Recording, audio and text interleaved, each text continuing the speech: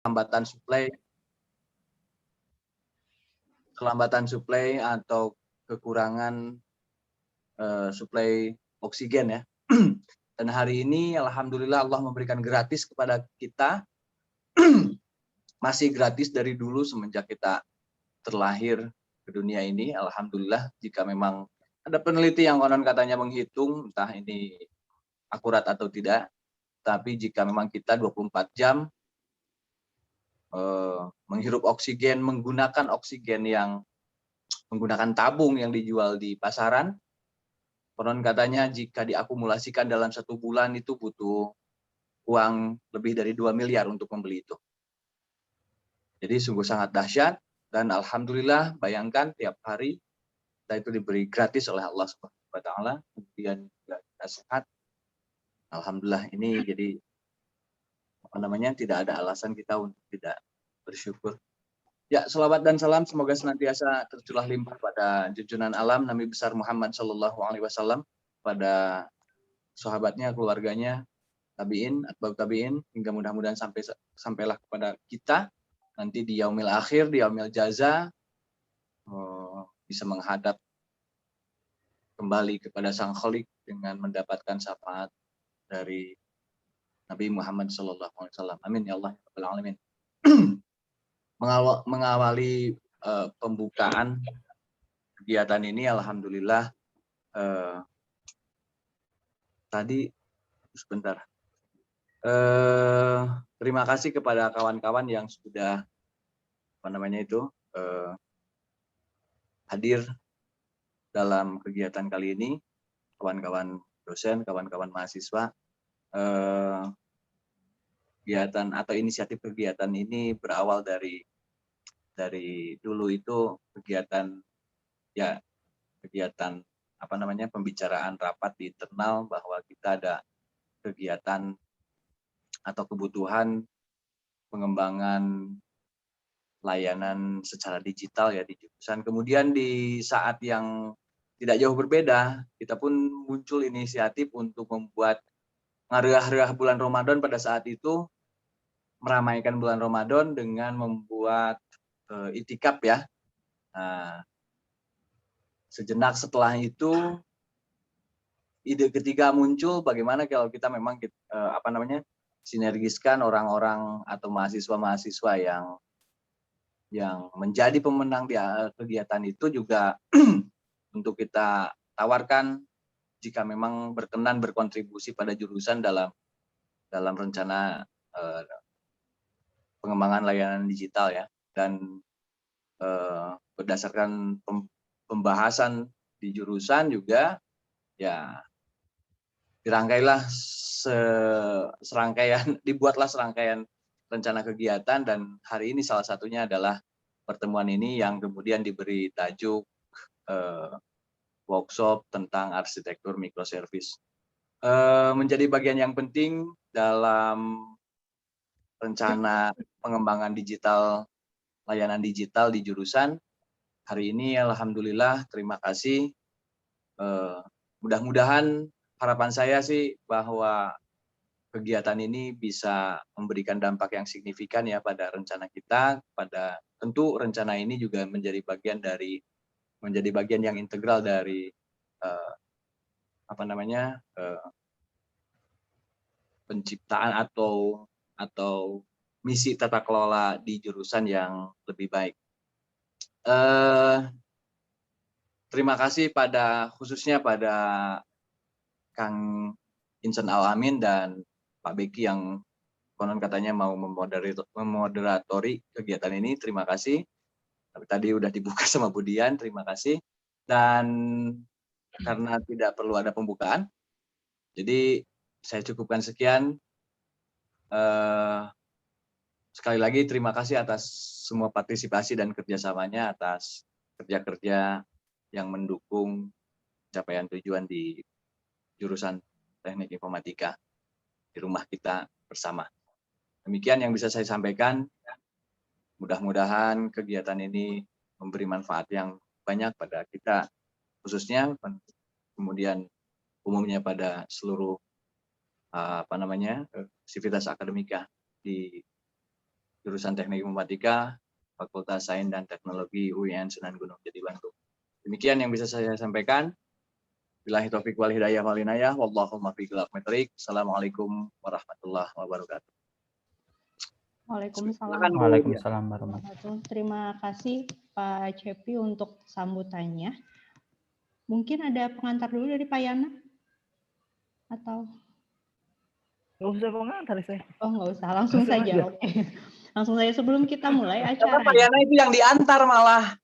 Oh, Bukan pengantar, tapi yang diantar Pak Yana. yang diantar ya harusnya. Yang Wah, nggak diantar. bilang-bilang nih ke Bandung nih Pak Yana. Padahal saya antar nanti Pak. Ke KUA provinsi. Iya. Ya, teman-teman sekalian, sebelum kita mulai ke acara inti, mohon dinyalakan dulu kameranya semuanya.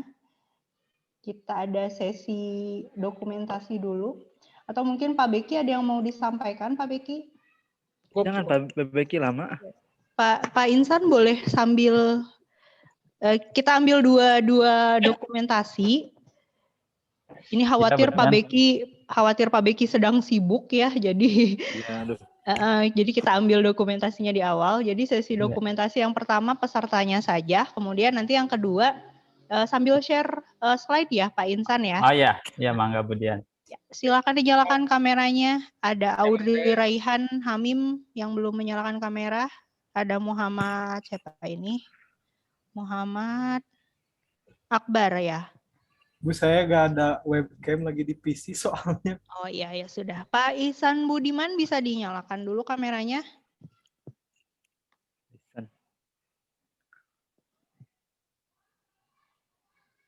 Oke deh, cukup mungkin kali ya Pak Insan ya.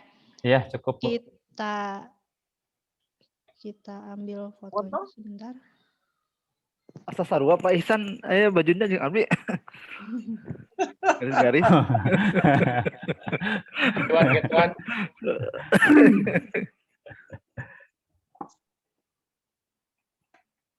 Ya.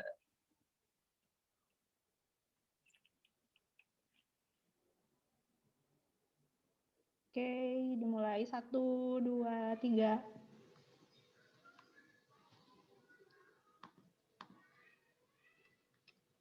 Udah dapat semua ya, Pak Insan ya?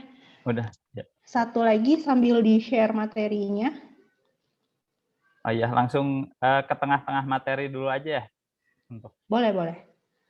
Pak Bekinya bisa di-pin sekalian mungkin. Oh, iya.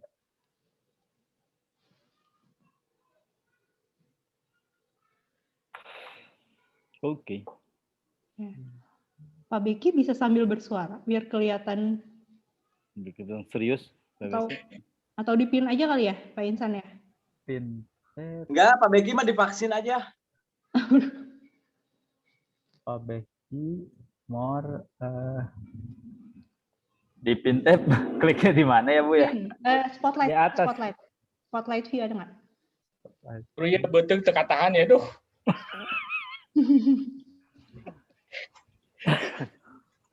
Sabar Pak, tahan nafas sebentar lagi. Siap, nah ini masih Pak Yana nih. Atau saya jadiin Budian ini ya hostnya ya. Boleh. Atau Pak Bekinya harus bersuara biar nanti speaker view gitu. Silakan Pak Beki suara. Ini ya. Bentar. Nah. Wah, adek itu korsina Pak Beki Sigap gamer Beda pas CEO mah Pak. Oh iya CEO. CEO ini. Komen TV. Komen TV. Lebih meyakinkan. Ya. Sip ya. Ini 1, 2, 3. Sekali lagi. Bisa diganti slide-nya Pak Insan?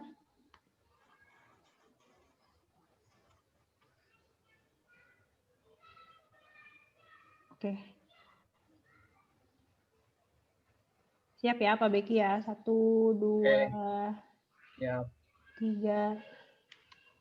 Ya, sudah, terima kasih Pak Beki nih untuk kehadirannya. Kemudian terima kasih Pak Yana dan Pak Cepi, kita langsung mulai saja ke acara inti ya, workshop arsitektur microservice ini. Silahkan waktu dan tempat saya silahkan untuk Pak Muhammad Insan Al-Amin MT. Ya. Assalamualaikum warahmatullahi wabarakatuh. Terima kasih banyak rekan-rekan Bapak Ibu dosen dan rekan-rekan mahasiswa, Pak Cepi, Bu Dian, Pak Beki, Pak Yana, Pak Isan, dan rekan-rekan semuanya. Langsung aja, jadi kita mulai workshop keempat. Kali ini materinya tentang arsitektur microservice. Ini materinya cukup cukup penting gitu ya buat nanti pengembangan aplikasi. Jadi satu landasan untuk nanti kita bikin aplikasi super app ini gitu. Dan sekaligus materi ini juga sebenarnya materi yang sangat umum gitu ya di industri. Jadi mudah-mudahan juga bisa ada manfaat juga gitu ketika teman-teman mungkin bikin startup atau mungkin teman-teman nanti kerja di industri. Saya mulai aja. Oh ya Bu, saya belum bisa sharing, belum bisa share screen. Oh, sebentar. Ya, sudah Pak.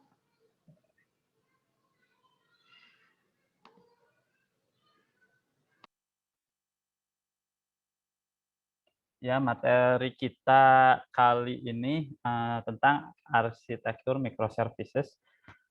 Kalau teman-teman semua lihat di sini di covernya ada gambar itu nama jenis dinosaurusnya itu Sauroposeidon. Sauroposeidon, salah satu dinosaurus yang paling besar. Jadi kalau diibaratkan ini kita lagi mau bikin aplikasi yang nantinya akan sangat besar. Lalu bagaimana sih strateginya agar pengembangannya itu bisa efektif, efisien dengan kondisi yang cukup unik ya di kita. Nanti kita lihat kenapa kondisi kita sekarang itu cukup unik. Di sini kelihatan ya ada dibagi-bagi, ada kepala, leher, badan, dan sebagainya. Ini kita masuk ke intermezzo dulu. Ilustrasi tipikal pengembangan aplikasi. Nah, ini teman-teman mungkin ada yang hafal dengan selebgram ini. Jadi selebgram ini Kabi namanya, yang dia kalau di Instagram mah banyak ini ya. Jadi kalau ada sesuatu yang rumit, lalu dia bikin, kok dibikin rumit sih? Udah aja yang kayak gini, yang sederhana gitu. Mungkin teman-teman banyak tahu lah video-videonya. Jadi kalau ada video, Pak Insan, ya. mau tanya, mohon diulang tadi namanya siapa itu selebgram itu? Pak Beki siapa? Kabi, Pak, Kabi. Oh, Habi ya. Oh, mirip ya. Oh, udah rubah ya. Udah rubah. Silakan dilanjut. Ya. Nah, jadi ini ilustrasinya mungkin ini ilustrasi pengembangan aplikasi paling sederhana ya. Kalau mungkin untuk rekan-rekan dosen juga gitu ketika dulu waktu kuliah atau buat rekan-rekan mahasiswa juga kadang kita mengembangkan aplikasi itu ya udah hanya kita sendiri, ini ada orangnya hanya sendirian nih di dalam ruangan, hanya sendiri, hanya pakai laptop aja, lalu di laptop ini kita install XAMPP gitu ya untuk Windows, terus diinstal beberapa IDE gitu ya, kayak ini untuk bikin aplikasi Flutter gitu, Android Studio dan sebagainya. Biasanya kayak gini ya, ini yang paling paling umum dan biasanya paling basic kita lakukan ketika kita mau mengembangkan aplikasi. Nah, ketika kondisinya seperti ini, di sini ada pertanyaan microservice, version control system, containerization, cloud services, communication protocol, CI/CD. Jadi warna merah tuh artinya ini tuh ngapain sih? Ini tuh apaan dan ini tuh ngapain? Toh untuk bikin aplikasi itu saya punya laptop, saya punya XAMPP, saya nginstal IDE sendirian, udah jadi. Ngapain diperumit? Kalau kata si Kabi mah, ngapain ada microservice version control system? Toh nggak kepake di sini. Kalau di kasus ini, di sini belum kelihatan kepake. Lalu kita masuk ke gambar kedua. Akhirnya kita tahu yang namanya shared hosting ya. Biasanya kalau teman-teman mahasiswa atau SMA gitu ya, atau SMP mungkin ya, karena pengen coba bikin website yang custom tapi uangnya mungkin terbatas, akhirnya berlangganan shared hosting yang biasanya harganya murah meriah. Misalnya 10 atau 15.000 sebulan itu bisa punya subdomain dan punya hosting. Tapi hostingnya cuma bisa PHP seringnya. Atau kalau yang sekarang udah bisa tuh Node.js atau Python. Nah, ini contohnya ya. Jadi kalau di awal-awal biasanya kita coba langganan shared hosting pakai cPanel ya. cPanel ini ada paketnya, ini ada paket bayi 10.000 per bulan. Nah, di sini kita masih sendirian ngerjainnya, masih di laptop, tapi kita udah mulai ngeh, oh ternyata ada cloud services tuh ada dan ternyata ada gunanya gitu ya. Jadi kita udah mulai ngeh. Terus communication protocol, ternyata kalau kita bikin aplikasi yang ini tuh benar-benar client server, bukan client server yang di laptop kita doang gitu ya. Benar-benar ada di misalnya di Singapura atau di gedung di Jakarta servernya, terus kita bikin aplikasi kliennya gitu, misalnya aplikasi Android.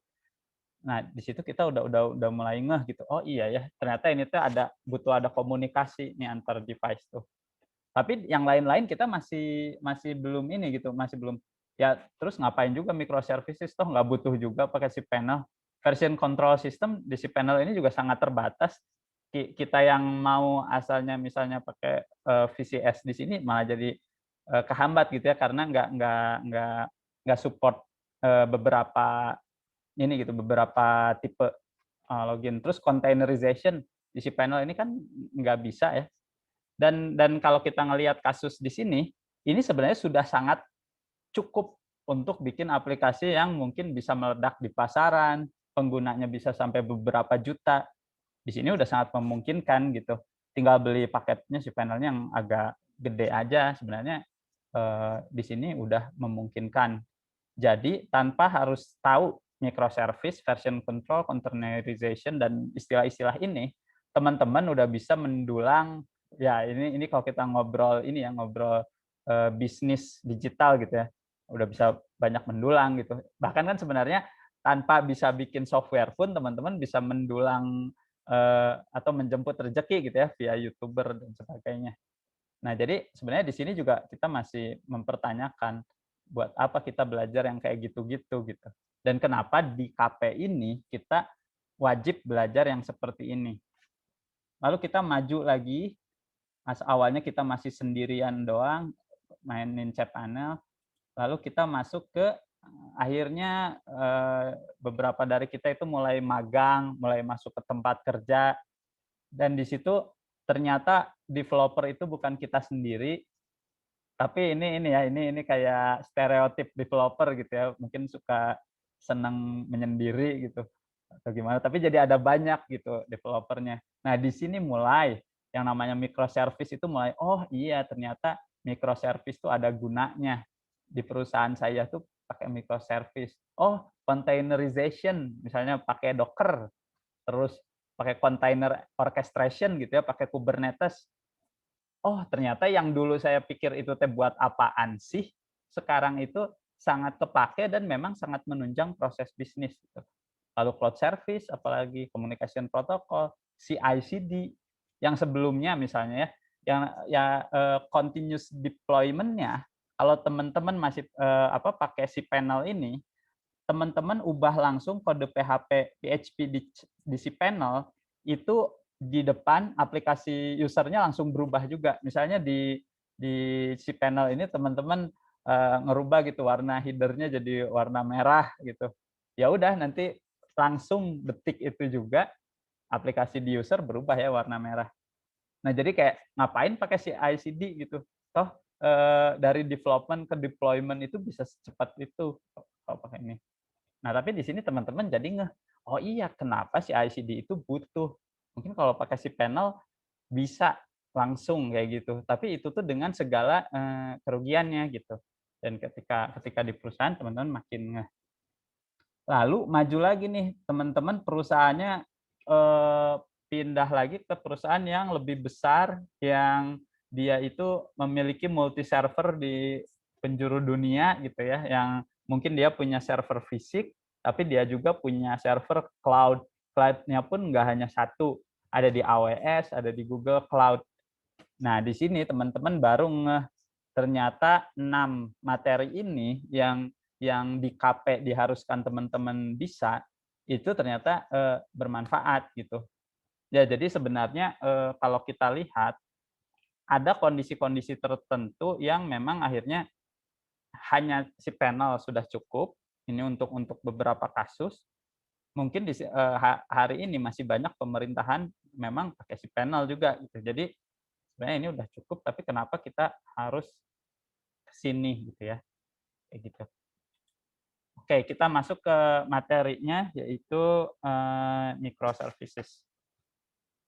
Jadi sebenarnya judulnya arsitektur microservices gitu ya. Once upon a time. Ini kita cerita lagi. Nah, ini mungkin teman-teman bisa lihat ya.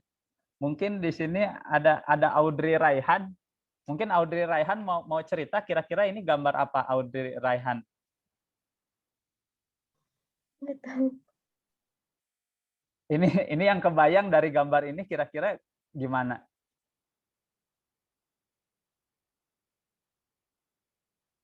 Oke, ada yang bisa ini enggak coba iniin gitu, coba ceritain ini gambar apaan? Gambar militer, Pak, gambar militer suatu negara. Terus di sini ada apa? Ada gedung juga ya, padat ya. Iya. Terus ini militernya kan padat ya semuanya ya. Terus di sini ini tuh mayor kota atau wali kotanya Powerpuff Girls. Jadi gambar ini tuh sebenarnya kurang lebih menggambarkan yang namanya desa. Desa itu sederhana gitu. Mau ngapa penduduknya saling kenal. Enggak terlalu kompleks lah hidup di desa. Ya saya juga kalau lagi ke desa gitu ya misalnya hidupnya lebih tidak paciweh gitu ya. Karena penduduknya juga dikit, antar berapa kilo orang tuh masih saling kenal gitu ya, padahal jaraknya antar 1 kilo gitu. Tapi akhirnya kayak kota Bandung dulunya hutan dibuka lahan di daerah Cikapundung, lama-lama dibikin pemukiman, lama-lama makin besar. Kayak ini akhirnya ini kayak kota New York ya, jadi sangat padat kotanya. Terus seiring makin kotanya padat, lama-lama militer pun masuk gitu ya di kota itu, militer untuk ngejaga kota, tank bajanya jadi makin numpuk, prajurit makin numpuk di situ, jet fighter makin numpuk juga.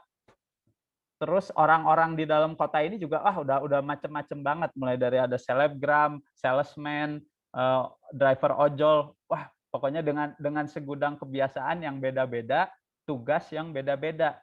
Kebayang jadi yang namanya wali kota di kota yang sepadat ini pasti cukup pusing ya. Kalau teman-teman sekarang jadi wali kota pasti pusing karena paciweh gitu, udah sangat padat dan semua punya kepentingan.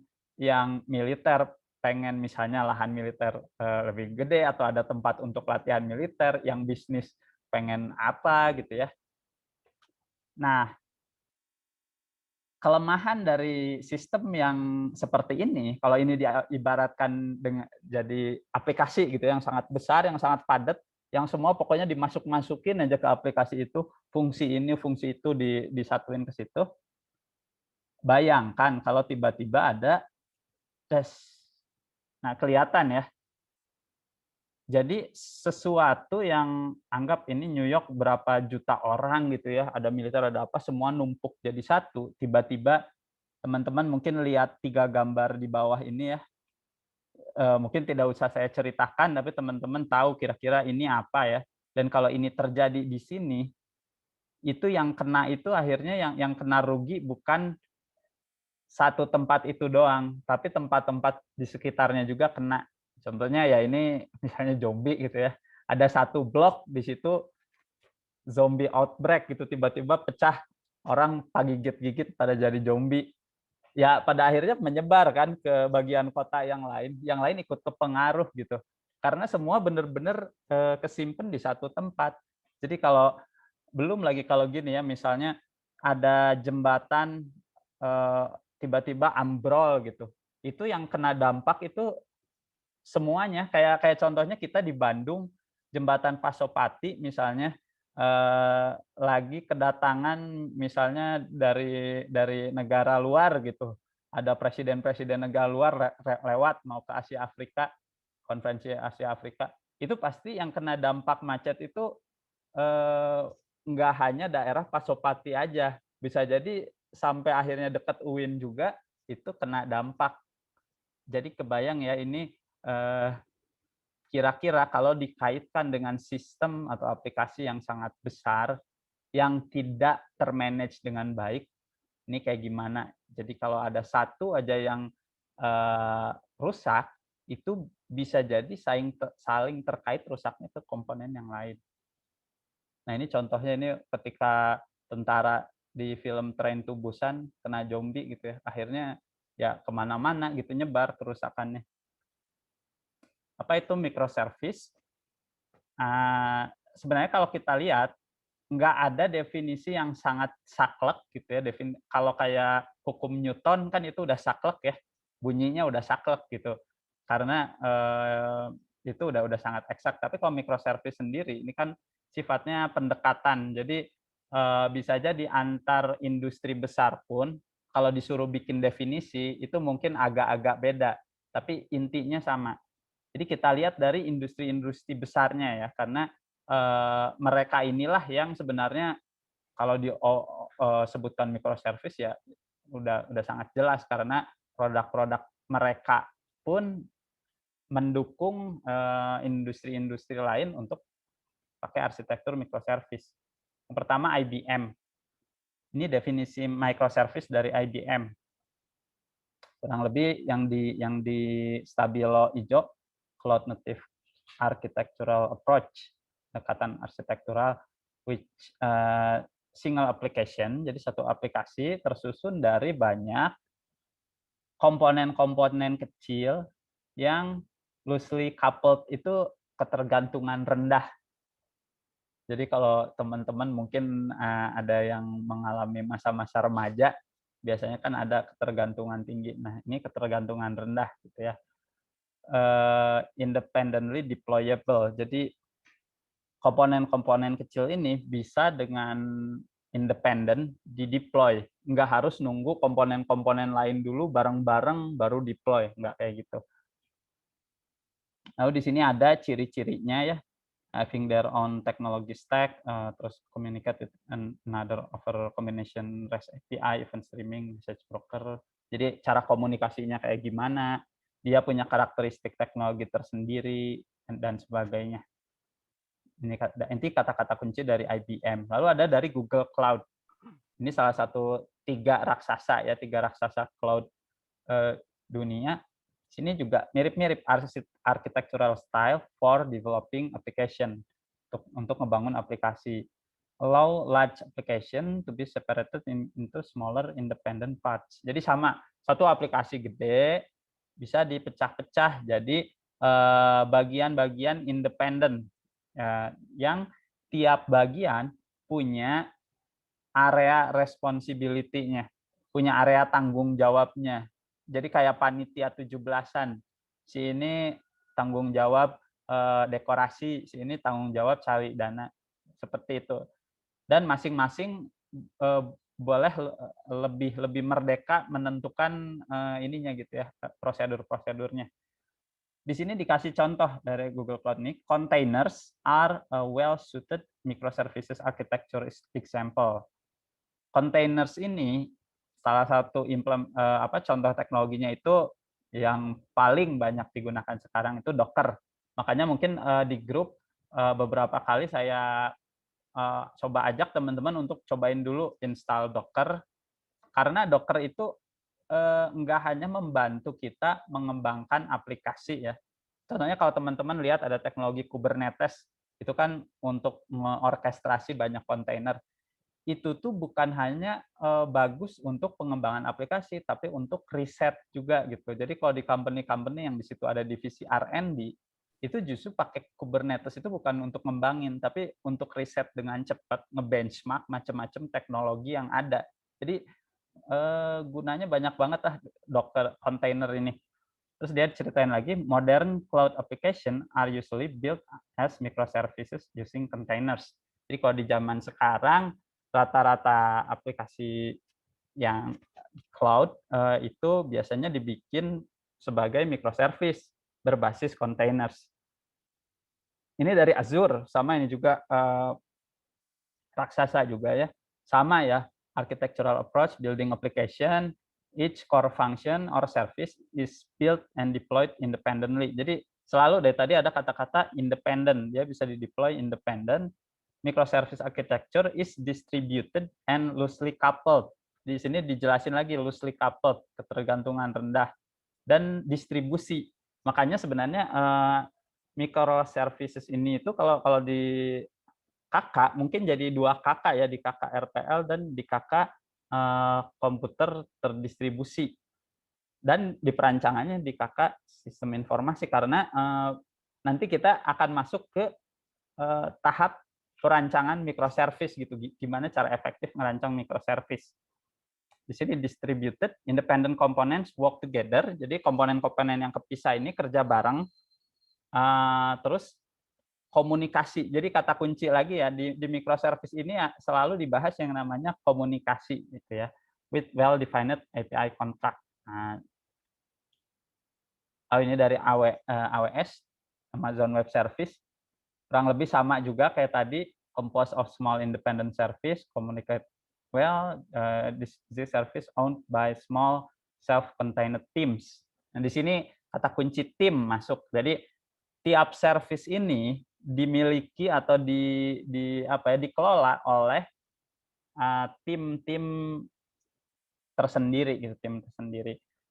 Make application easier to scale, faster to develop, enabling innovation, accelerating time to market for new features. Oke, ini kata AWS. Kita gabungkan gitu ya dari yang tadi. Jadi kurang lebih microservice itu arsitektur untuk membangun aplikasi yang tersusun dari sistem-sistem kecil, di mana sistem-sistem kecil ini punya tanggung jawab spesifik, tumbuh secara independen, saling kerjasama. Jadi kalau saling kerjasama tentunya berarti ada pola komunikasi. Nah, ini di sini coba bedain antara sesuatu yang 2 hal yang terlihat sama tetapi berbeda.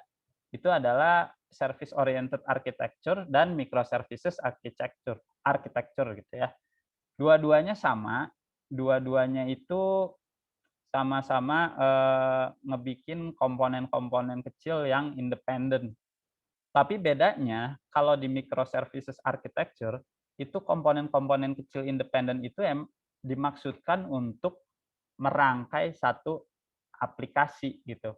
Sedangkan service oriented architecture itu tiap service ya belum tentu bisa dipakai sama banyak aplikasi.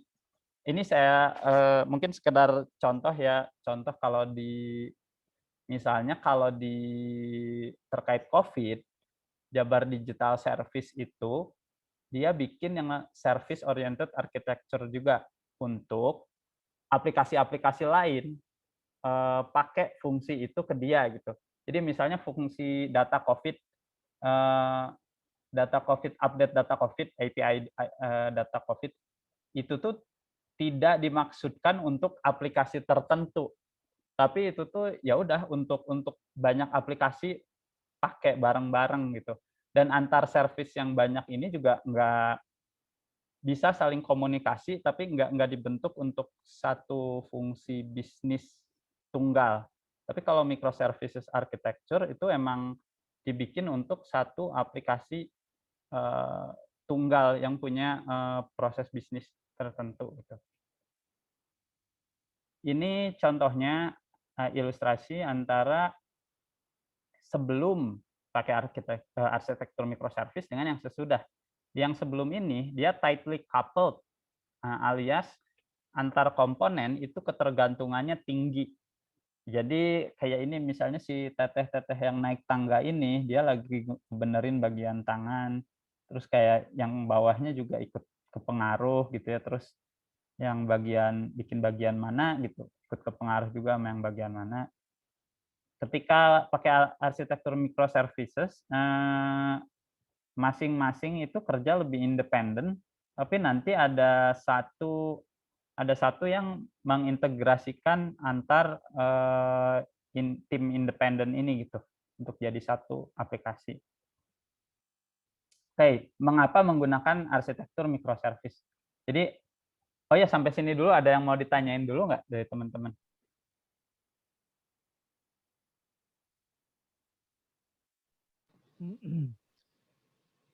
Silakan, ada yang mau bertanya? Sementara tidak dulu. Oke. Untuk absensi jangan lupa diisi ya. Tadi udah dituliskan di Zoom di chat Zoom. Dan teman-teman juga jangan lupa ya kalau rangkaian workshop kita ini nanti di akhir bakal ada sertifikat, dan sertifikat ini kan akan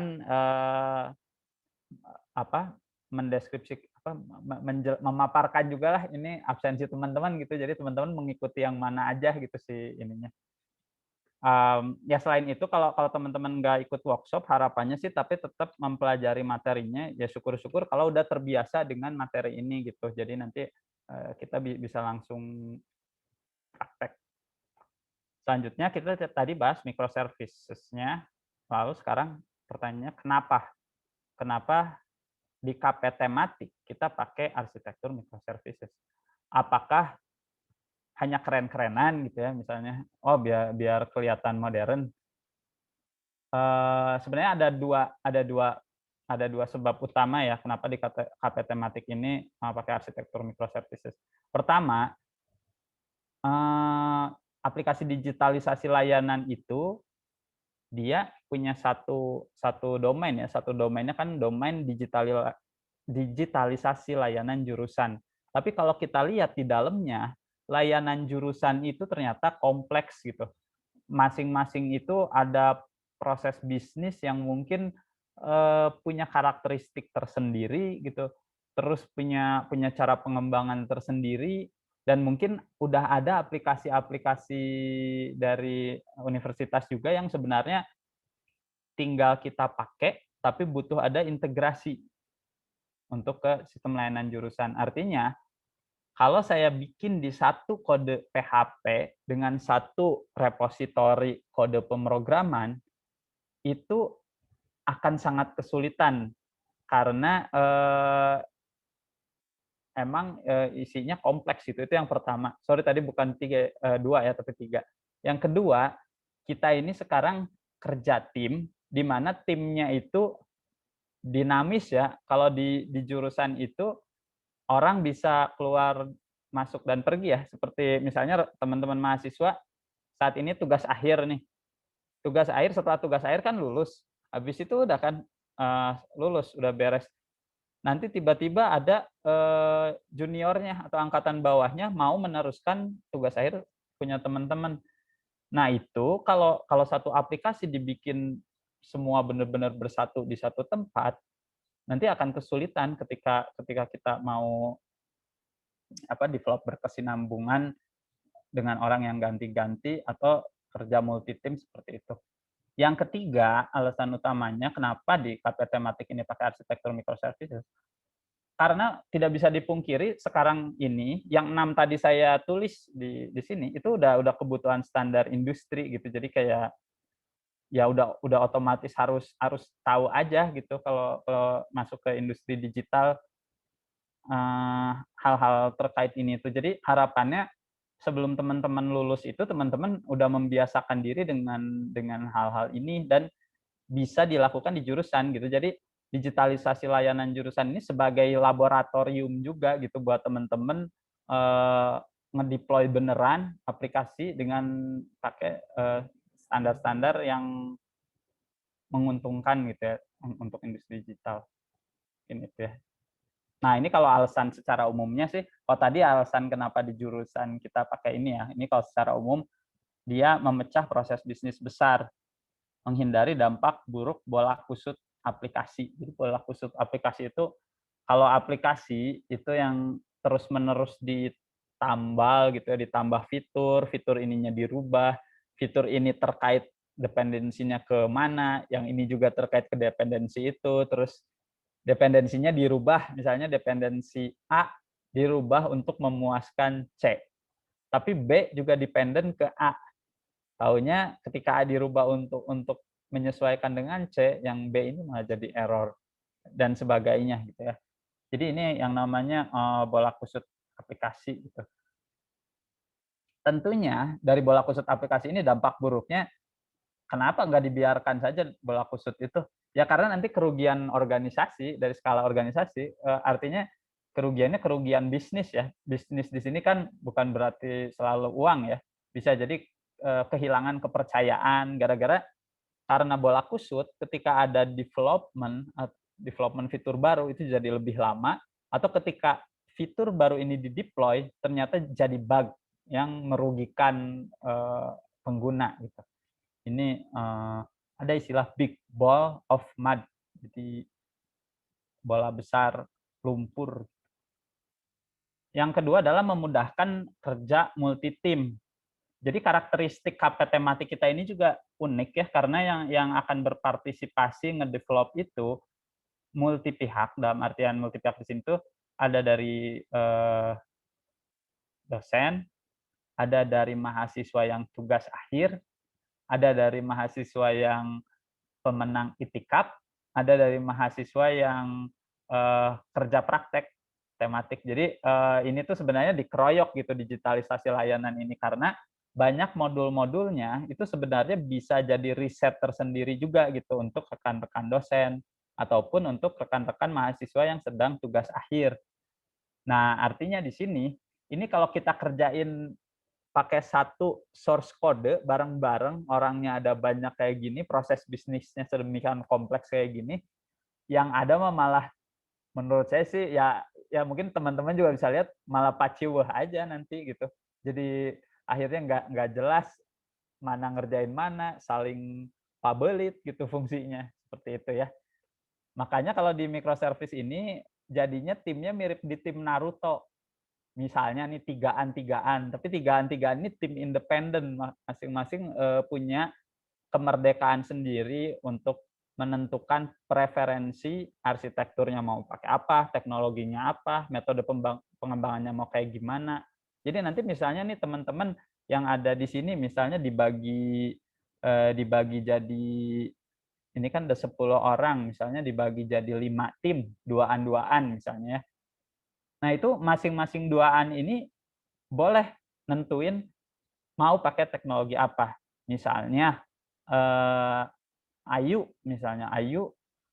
sukanya pakai bahasa pemrograman misalnya Go misalnya. Lalu rekan setim Ayu juga udah ya kita Go aja. Ya udah nanti Ayu KP-nya pakai bahasa Go aja gitu. Nanti secara repositori kode juga terpisah. Service yang Ayu dan temannya buat itu basisnya itu, dan nanti cara pengembangannya mau gimana, sehari-harinya mau kayak gimana, ya mangga. Yang penting mengikuti standar komunikasi antar service yang nanti kita tetapkan gitu. Lalu memudahkan ketika sering ada pergantian anggota tim.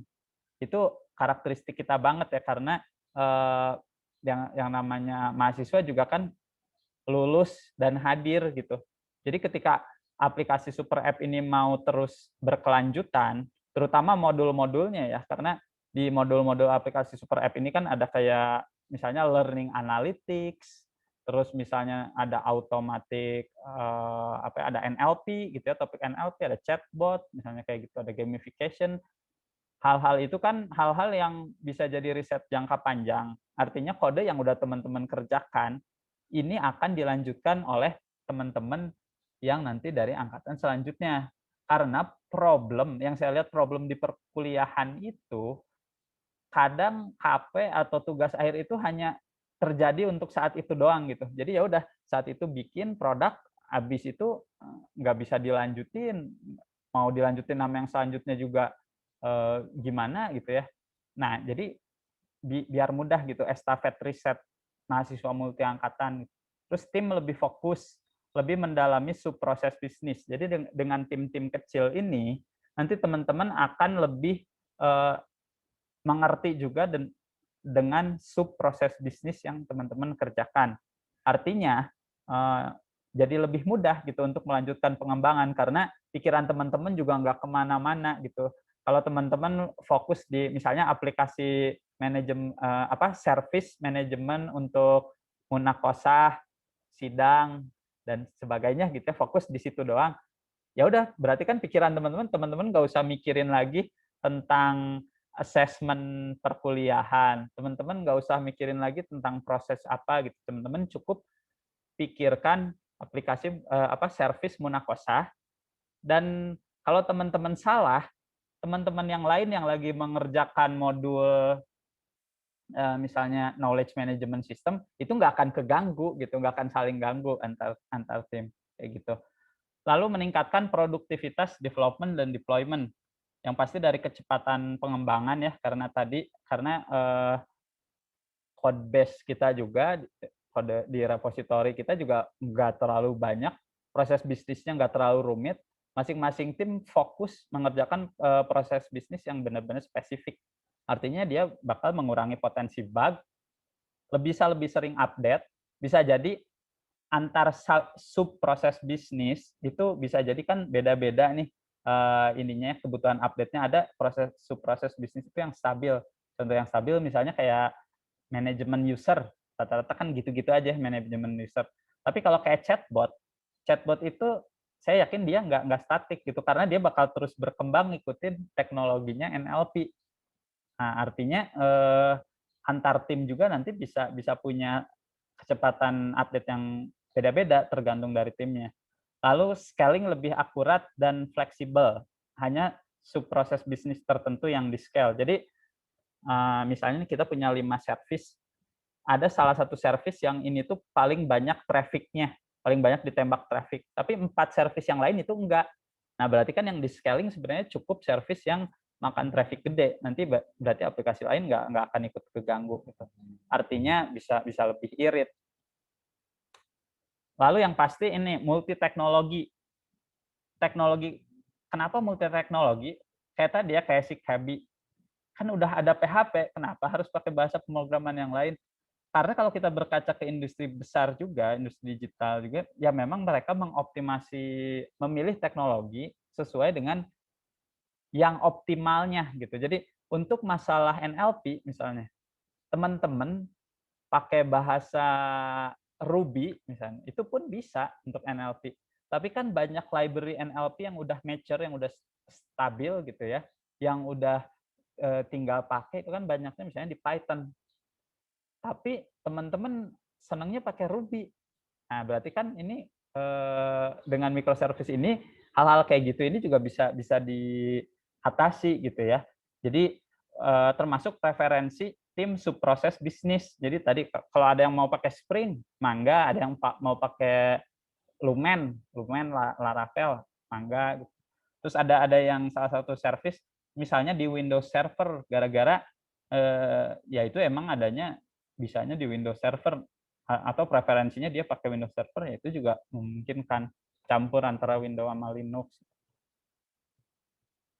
Ini contoh dan ilustrasi. Nah, ini contoh dan ilustrasinya. Jadi ini yang monolithic, ini yang internally componentized application sama yang microservice. Sebenarnya bedanya kalau monolithic itu dari database-nya juga bersatu, terus secara ininya juga logiknya juga bersatu ya antar macam-macam proses bisnis gitu. Tapi kalau yang internally componentized application ini antar proses bisnis udah dipisah, antar database juga udah dipisah. Tapi ini tuh code base-nya masih sama. Artinya meski secara coding ini tuh udah dipisah, karena ini tetap satu aplikasi atau ada di dalam code base yang sama, misalnya sama-sama pakai Spring, tapi Spring-nya dipisah jadi modul-modul, ya itu karakteristiknya maksudnya ya berarti tetap bakal ikut karakteristik Spring-nya gitu. Dan kalau ada satu kendala terkait Spring-nya misalnya, ya tetap aja modul-modul ini kena. Nah, kalau microservice application dia sama kayak yang tadi udah dibagi per komponen, per proses bisnis. Tapi tiap subproses bisnis itu punya satu service sendiri gitu. Jadi bukan di satu code base yang sama, beda-beda repositorinya. Nanti di GitLab-nya pun beda-beda repositori, beda-beda isi teknologi, beda-beda arsitektur, dan nggak saling ganggu kayak gitu. Ya ini contoh standarnya ya, kalau teman-teman ini mungkin ini terkait Gojek, kayaknya ini terkait ojek online. Biasanya di ujungnya, kalau sekarang microservice berbasis kontainer, REST API, itu di ujung ada API gateway yang nanti ketemu sama aplikasi-aplikasi klien. Nanti API gateway ini ngerangkai dari service-service internal yang ada.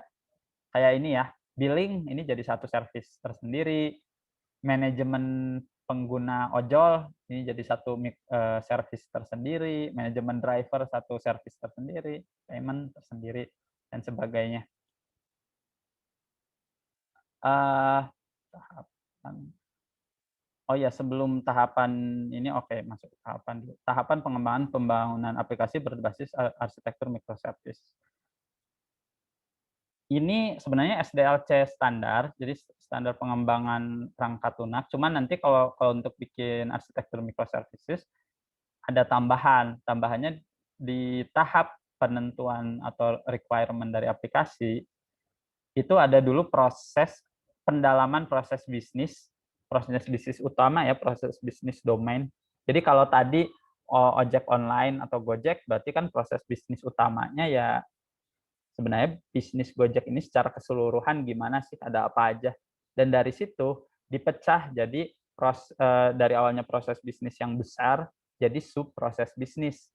Lalu nanti SRS-nya, SRS dari sub proses bisnis ini didelegasikan ke masing-masing tim.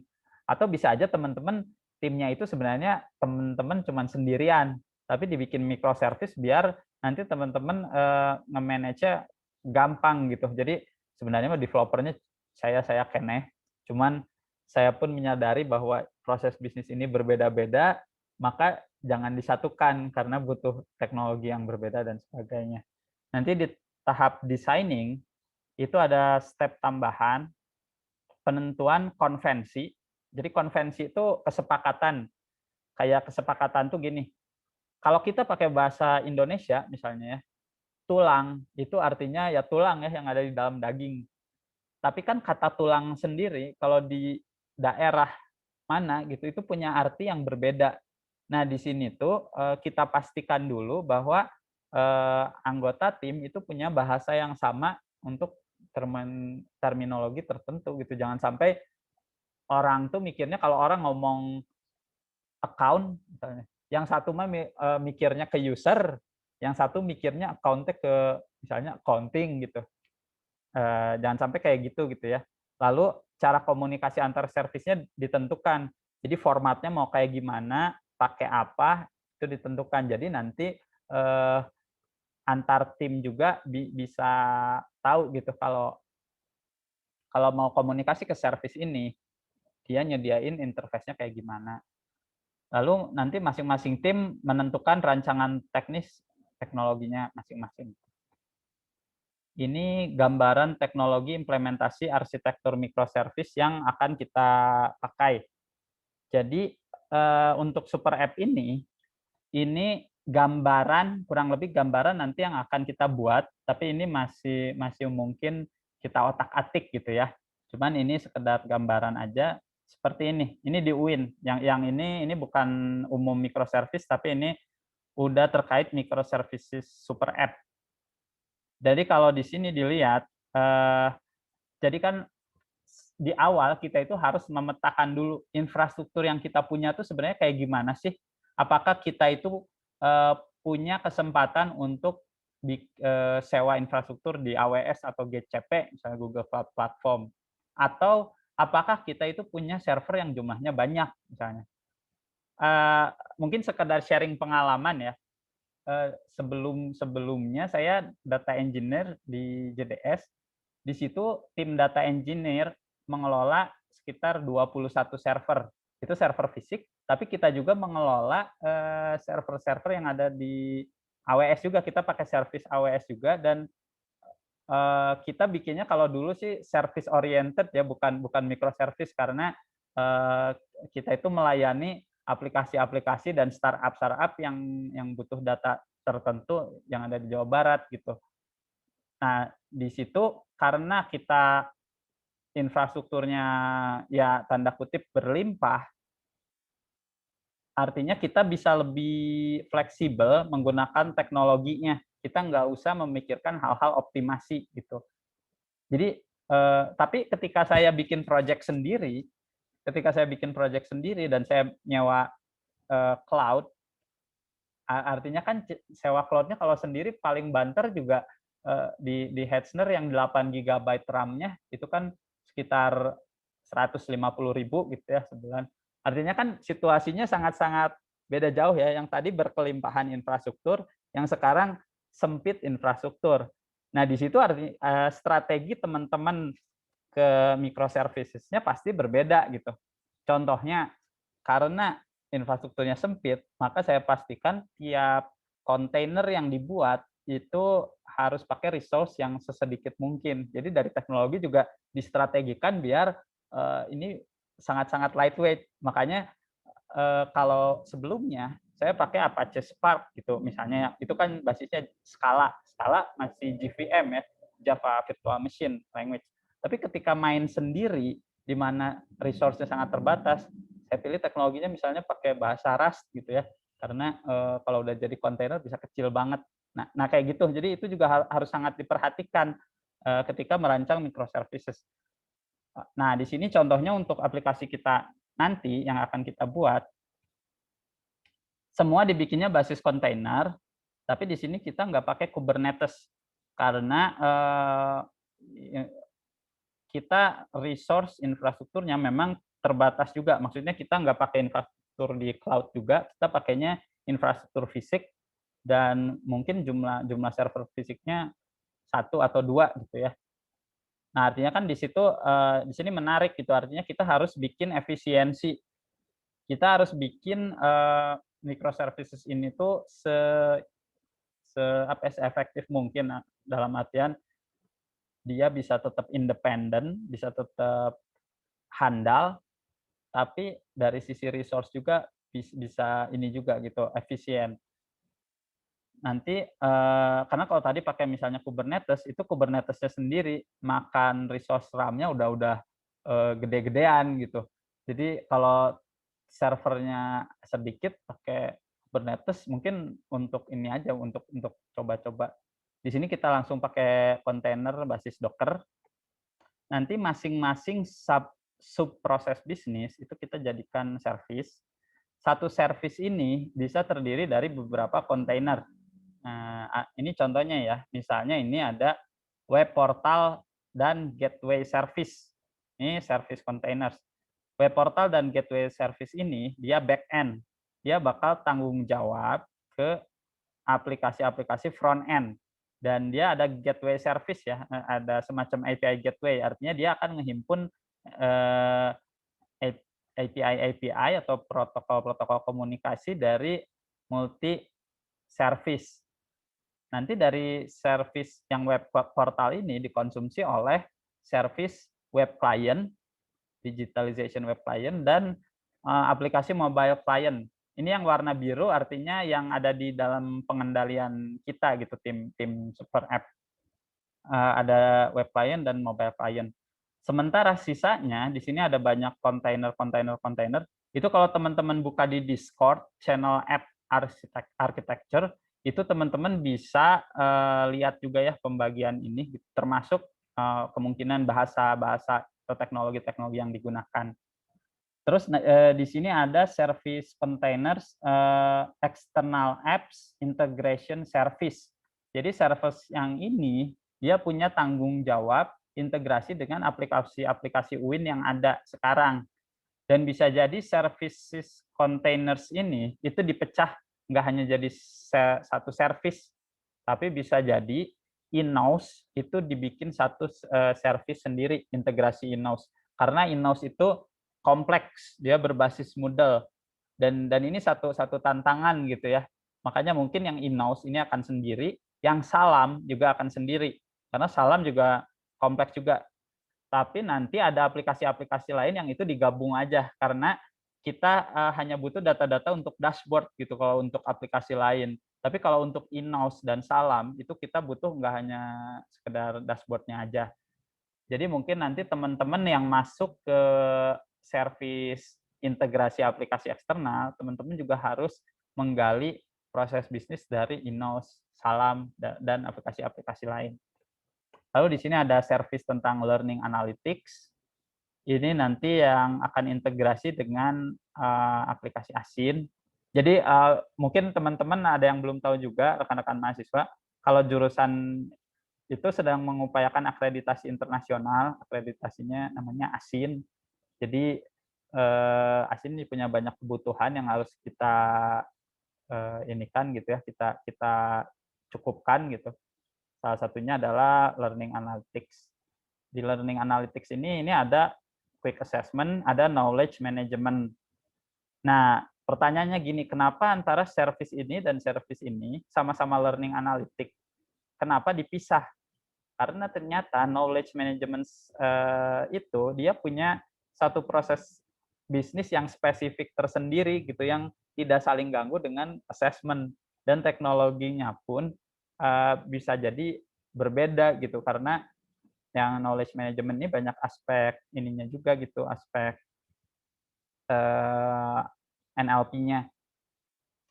Termasuk ini ada knowledge extraction service. Jadi bagian dari knowledge management ada knowledge extraction.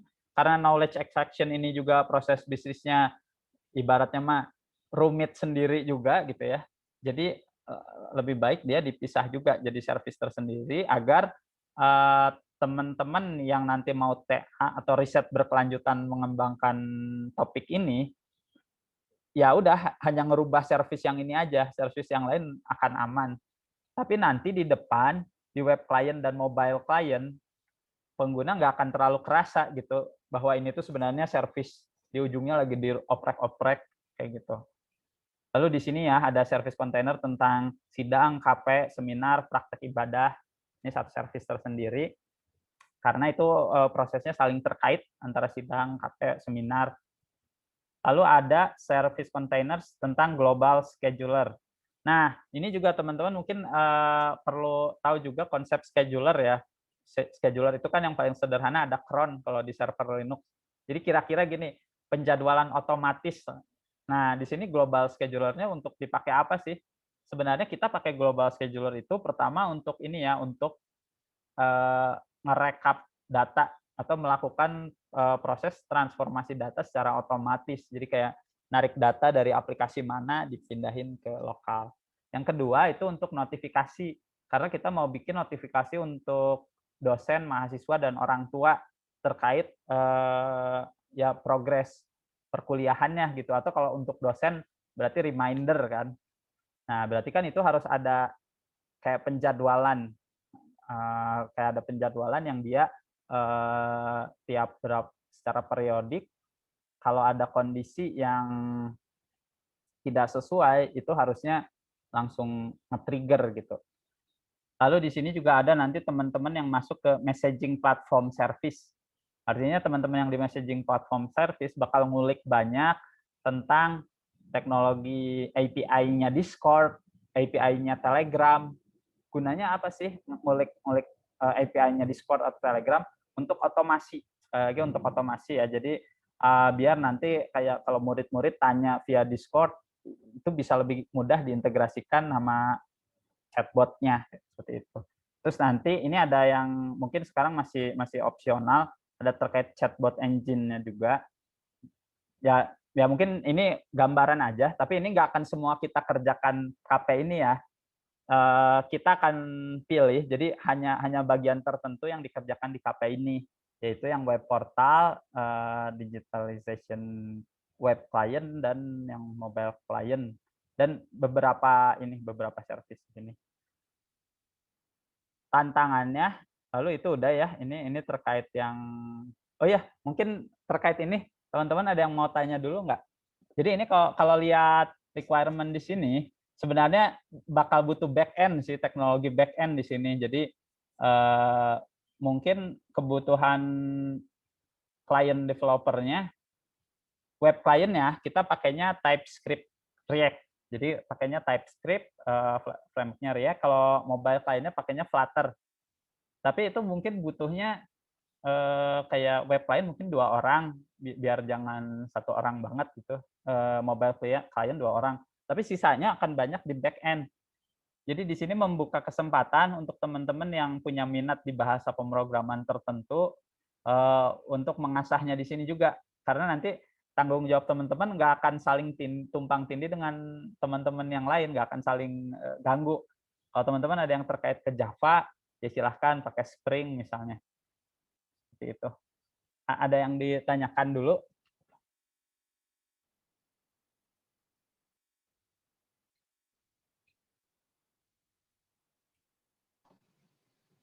Silahkan, ada yang mau bertanya? Boleh raise hand atau di kolom chat.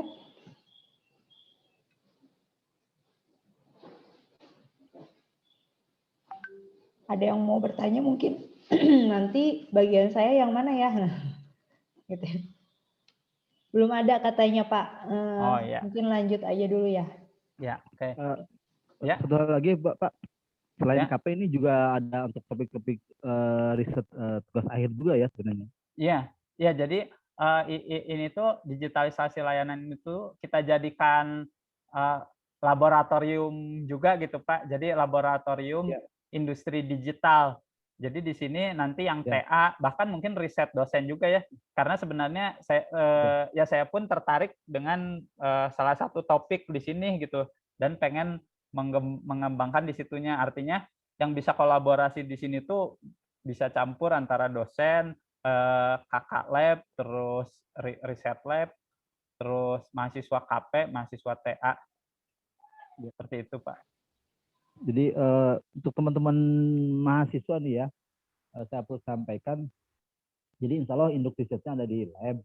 Nah, kalau teman-teman nanti, ya mudah-mudahan sih secepatnya kita udah normal kembali, butuh lab untuk belajar, untuk ini kita kalau sediakan fasilitasnya. Ataupun misalkan hal-hal yang terkait dengan riset, kita coba fasilitasi lah. Gitu, Pak. Ya, Pak. Siap, Pak. Ini juga sebenarnya Pak, ini sebenarnya sedikit, ini masih sedikit Pak dari service-servisnya yang sebenarnya itu kan lebih banyak lagi gitu ya. Karena ini itu belum masuk yang terkait administrasi dosen, terkait lab, yang seperti itu juga belum masuk.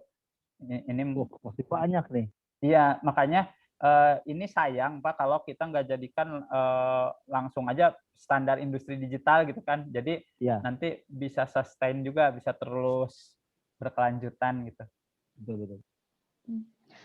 Dan tambahan mungkin sedikit, jadi nanti kontribusi teman-teman di sini itu ya mungkin 1 orang hanya mengerjakan 1 service atau mungkin 1 service dikerjakan oleh beberapa orang gitu ya. Tapi kontribusi teman-teman nanti di service ini tuh itu akan jauh ke depan. Tadi kalau misalnya kita sambung dengan topik riset, kemudian topik skripsi gitu ya. Misalnya teman-teman ya ada yang bagian di service tentang chatbot. Nah, itu kan akan bermanfaat sekali untuk teman-teman yang lain ya, untuk adik-adik kelasnya yang nanti mau mengembangkan chatbot juga gitu ya, atau bahkan untuk teman-teman yang memang misalnya tertarik dengan skripsi chatbotnya gitu. Jadi yang nanti teman-teman kerjakan di sini tuh gitu ya, walaupun bagian-bagian kecilnya, tapi itu jadi produk yang besar ya, makanya disebutnya di sini super app.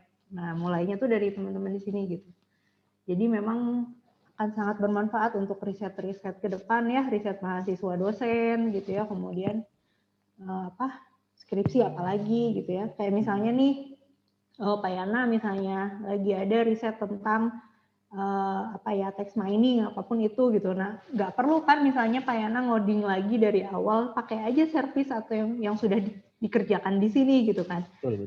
Itu jadi nggak perlu berkali-kali kita ngedevelop codingan gitu ya, kita tinggal pakai, nanti kita tinggal modifikasi sesuai dengan riset kita. Nah, itu kan sangat bermanfaat lah. Nah, jadi teman-teman di sini ini kontribusinya besar sekali sebenarnya untuk lab ini gitu. Ya. Terus Ya, jadi dan kan bisa ini juga ya, Bu. Abi atribut kita kan tadi ya ke Pak Insan berkelanjutan gitu. Iya, iya. Betul. Kan setup biasanya kan terus Hmm. akan terus kita kembangkan hingga sekali lagi. Iya, dan ini Iya. bisa jadi portofolio juga sih buat teman-teman. Misalnya ditulis di LinkedIn gitu, udah bikin ini gitu bagian ininya. Hmm. Atau kalau sekarang kan semua kita push, pasti di push di Git kan, ya Iya. kan Pak Insan, dan itu Mm-mm. wah akan sangat bermanfaat gitu ya, tidak hanya untuk IF mungkin, tapi kan Mm-mm. orang nanti akan kenalnya oh ini produk IF gitu Mm-mm. kan. Mm. Dan siapa yang bikin ya teman-teman di sini kan pasti nanti ada apa ya copyright-nya misalnya Akbar, kemudian copyright-nya Ayu gitu kan, Mm-mm. jadi portofolio personal juga. Iya. Silakan lanjut mungkin Pak Insan. Ya, Bu. Kita lanjut.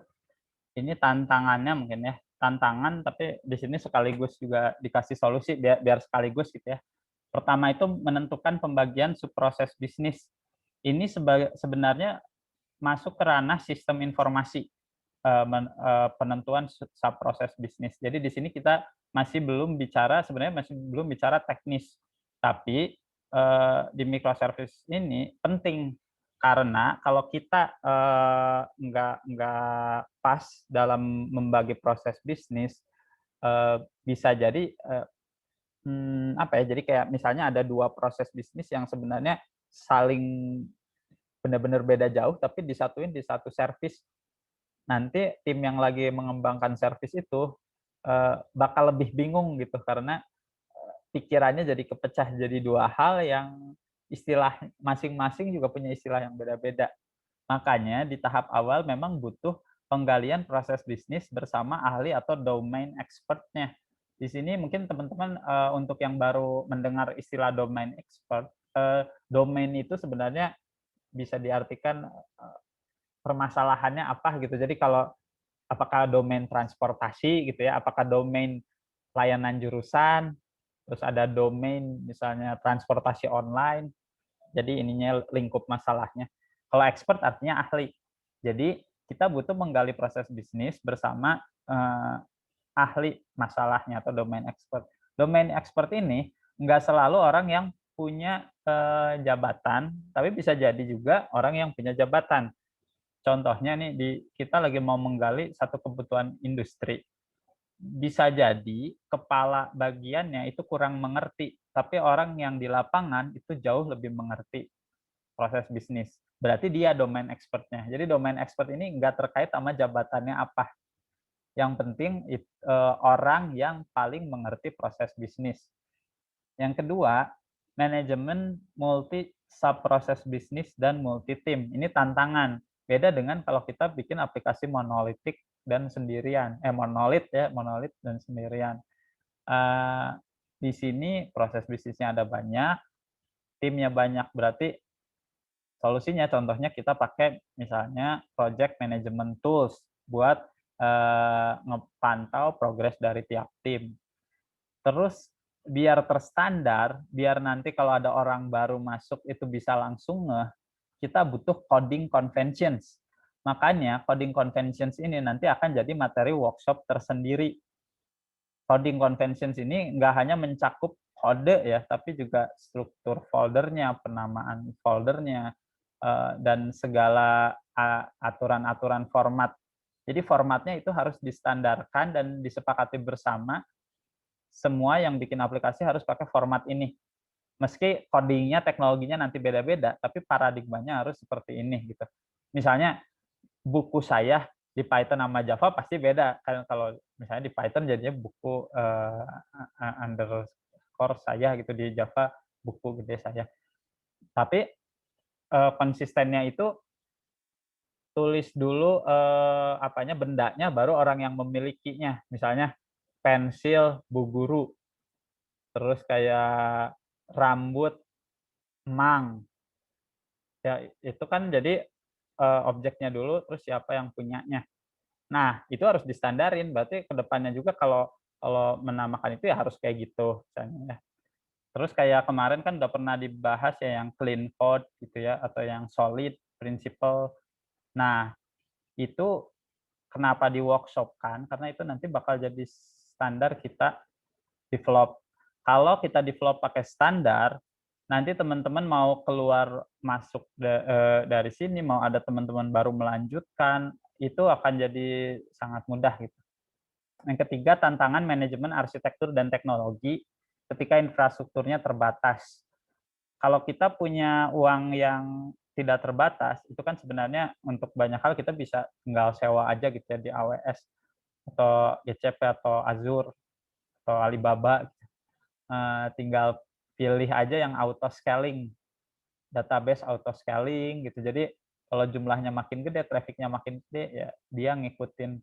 Tapi ketika kita punya infrastruktur cloud-nya terbatas, punya sendiri, ya artinya harus ada pemetaan dan analisis arsitektur dan teknologi yang kita punya.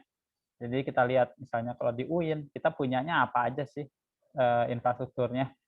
Lalu dengan spesifikasi yang seperti itu, kira-kira teknologi apa yang paling produktif.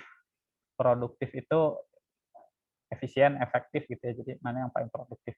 Lalu masalah integrasi dan komunikasi antar service ini cukup jadi masalah esensial karena microservice itu pasti ada integrasi dan komunikasi. Berarti kan di sini kita harus bikin standar komunikasi antar service, standar otomasi integrasi dan deployment-nya. Standarnya kayak gimana? Lagi-lagi itu harus sama. Makanya di grup Discord saya ada channel juga yang namanya coding conventions. Jadi nanti setiap pengembangan itu harus ngikut ke coding conventions itu. Contoh paling simple, cara penulisan commit Git. Jadi teman-teman semua kerjanya nanti wajib pakai Git karena di industri pun wajib pakai Git gitu ya. Dan memang ya itu emang sangat ngebantu gitu. Nanti commit message-nya itu juga ada formatnya. Teman-teman nggak bisa tiba-tiba commit tuh ngerubah banyak file dengan tujuan ngerubah filenya beda-beda, langsung commit kalimat commitnya misalnya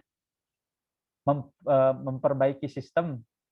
Itu kan nggak jelas gitu. Maksudnya ada terlalu banyak yang dirubah kalimatnya gitu. Tapi nanti ada coding convention tersendiri untuk itu. Terakhir, ketika adanya gangguan di salah satu service, gimana caranya agar service lain tetap bisa berjalan? Jadi prinsip loosely coupled ini harus kita pegang di microservices. Artinya kebergantungan yang rendah gitu ya. Kalau orang kan ada orang yang ketergantungannya rendah kayak ibaratnya mah kamu mau bantu atau enggak, ya udah saya mah selalu pakai rencana ini gitu yang kalau kamu nggak mau bantu. Jadi kalau kamu nggak mau bantu ya udah saya mah pakainya rencana defaultnya memang ini tapi tetap ada rencana. Jadi nanti di service juga selalu harus ada fungsi untuk setiap fungsi yang bergantung ke service lain harus selalu ada error handling atau mungkin error resolution-nya. Jadi kalau ini error, maka rencana default-nya apa? Jangan pilih rencana default yang nanti merugikan yang lain-lainnya gitu kayak gitu. Mungkin ini teh materinya tuh sebenarnya masih ada Bu Dian, tapi mungkin yang ini sedikit aja sih. Iya, silakan Pak Insan. Nah, jadi kalau kita tadi barusan kan udah menggali banyak soal microservices-nya ya. Nah, sekarang yang kita pikir gini kan, gimana caranya mau ngerancang microservice? Nah, sebenarnya ada pendekatan yang ini tuh direkomendasikan dan memang banyak digunakan gitu ya. Bukunya pun ada beberapa buku yang membahas tentang ini. Topiknya itu adalah domain driven design. Jadi kenapa domain driven design untuk microservice? Jadi kalau tadi kita bahas microservice-nya apa, di sini kita bahas kalau tadi what-nya, di sini how-nya. Tadi mungkin ada sekilas how-nya, tapi di sini how yang lebih mungkin lebih terkontrol karena domain driven design itu seperti framework gitu ya, framework gimana kita mau ngerancang microservice dari mulai tahap yang abstraksi tinggi itu misalnya dari yang paling atas penentuan proses bisnis sampai pembuatan model di codingnya. Jadi domain driven design itu mengguide itu gitu, mengguide itu semua. Dan sangat pas ketika dipakai untuk konteks microservices. Apa itu domain driven design? Kurang lebih seperti ini di domain driven design. Cara bikin perangkat lunak untuk domain permasalahan dengan proses bisnis yang kompleks. Jadi sesuai ya dengan yang kita tadi, proses bisnis yang kompleks. Penekanannya kolaborasi mendalam antara developer dan domain expert. Jadi misalnya nih kalau di Didi, kalau murni di Didi gitu ya. Kalau kita kan nanti kita akan pakai pendekatan di Didi, tapi belum tentu pakai di Didi yang murni gitu, tapi pakai pendekatan di Didi. Jadi nanti teman-teman yang nge-develop itu teman-teman harus komunikasi intens dengan domain expertnya. Misalnya teman-teman lagi mengembangkan tentang yang learning analytics, misalnya bagian assessment akreditasi internasional. Teman-teman misalnya masuk di tim itu. Yang harus didahulukan daripada hal-hal formal itu adalah komunikasi dengan yang expert terkait itu. Misalnya contohnya di sini ada Pak Deden, Pak Isan, ada Budina, Pak Budian, Pak Yana. Teman-teman harus komunikasi intens dengan domain expert ini, tapi bukan ngobrolin coding atau bukan ngobrolin teknis di sini. Teman-teman ngobrolin masalah itu tuh gimana sih proses bisnisnya gitu. Dan ini harus intens. Nah, nanti yang dihasilkan dari DDD ini aplikasi atau dalam hal ini service ya, service. Tapi si service-nya ini kalau DDD itu ajaibnya tuh gini. Jadi si service ini udah sekaligus jadi dokumentasi proses bisnis domain. Dokumentasi di sini bukan komen di bahasa pemrograman ya, tapi kelas dan fungsi yang ada di bahasa pemrogramannya itu tuh menggunakan bahasa proses bisnis domain. Jadi benar-benar kalau domain expertnya baca codingan itu bisa ngerti gitu. Jadi antara domain expert dengan developer bahasanya sama. Misalnya kata domain expert tuh itu tuh sebutannya buat yang kayak gitu tuh pedagang. Nah, sama si developer di codingnya ditulis juga pedagang. Padahal bisa jadi kalau secara teknis mungkin lebih efektif ditulisnya user kelasnya. Tapi kalau di Didi itu ditulisnya pedagang. Tapi nanti pedagang ini bisa misalnya komunikasi sama yang namanya user gitu. Cuma di core dari kodenya itu model-model atau kelas-kelasnya itu benar-benar bahasa yang sama dengan bahasanya domain expert gitu. Jadi nggak ada lagi beda istilah antara developer dengan si domain expert. Dengan adanya kolaborasi ini nanti akan menguatkan dan menyelaraskan pemahaman proses bisnis. Ya si domain expertnya juga jadi makin ngeh gitu ya. Ya si developernya juga makin ngeh tentang proses bisnis itu. Karena untuk masalah tertentu ya misalnya manajemen kemahasiswaan ya. Sebelumnya nggak ada aplikasi, lalu tiba-tiba dibikin aplikasi manajemen kemahasiswaan misalnya. Pejabat bagian kemahasiswaan mungkin di awalnya dia tuh belum banyak tentang proses bisnisnya, tapi ketika diwawancara sama developer akhirnya tergali gitu. Oh iya, ternyata proses kayak gini tuh nggak efektif. Ternyata yang efektif tuh misalnya langsung aja si mahasiswa itu misalnya daftar gitu, nggak usah lagi ada persetujuan, atau udah aja ini gini-gini.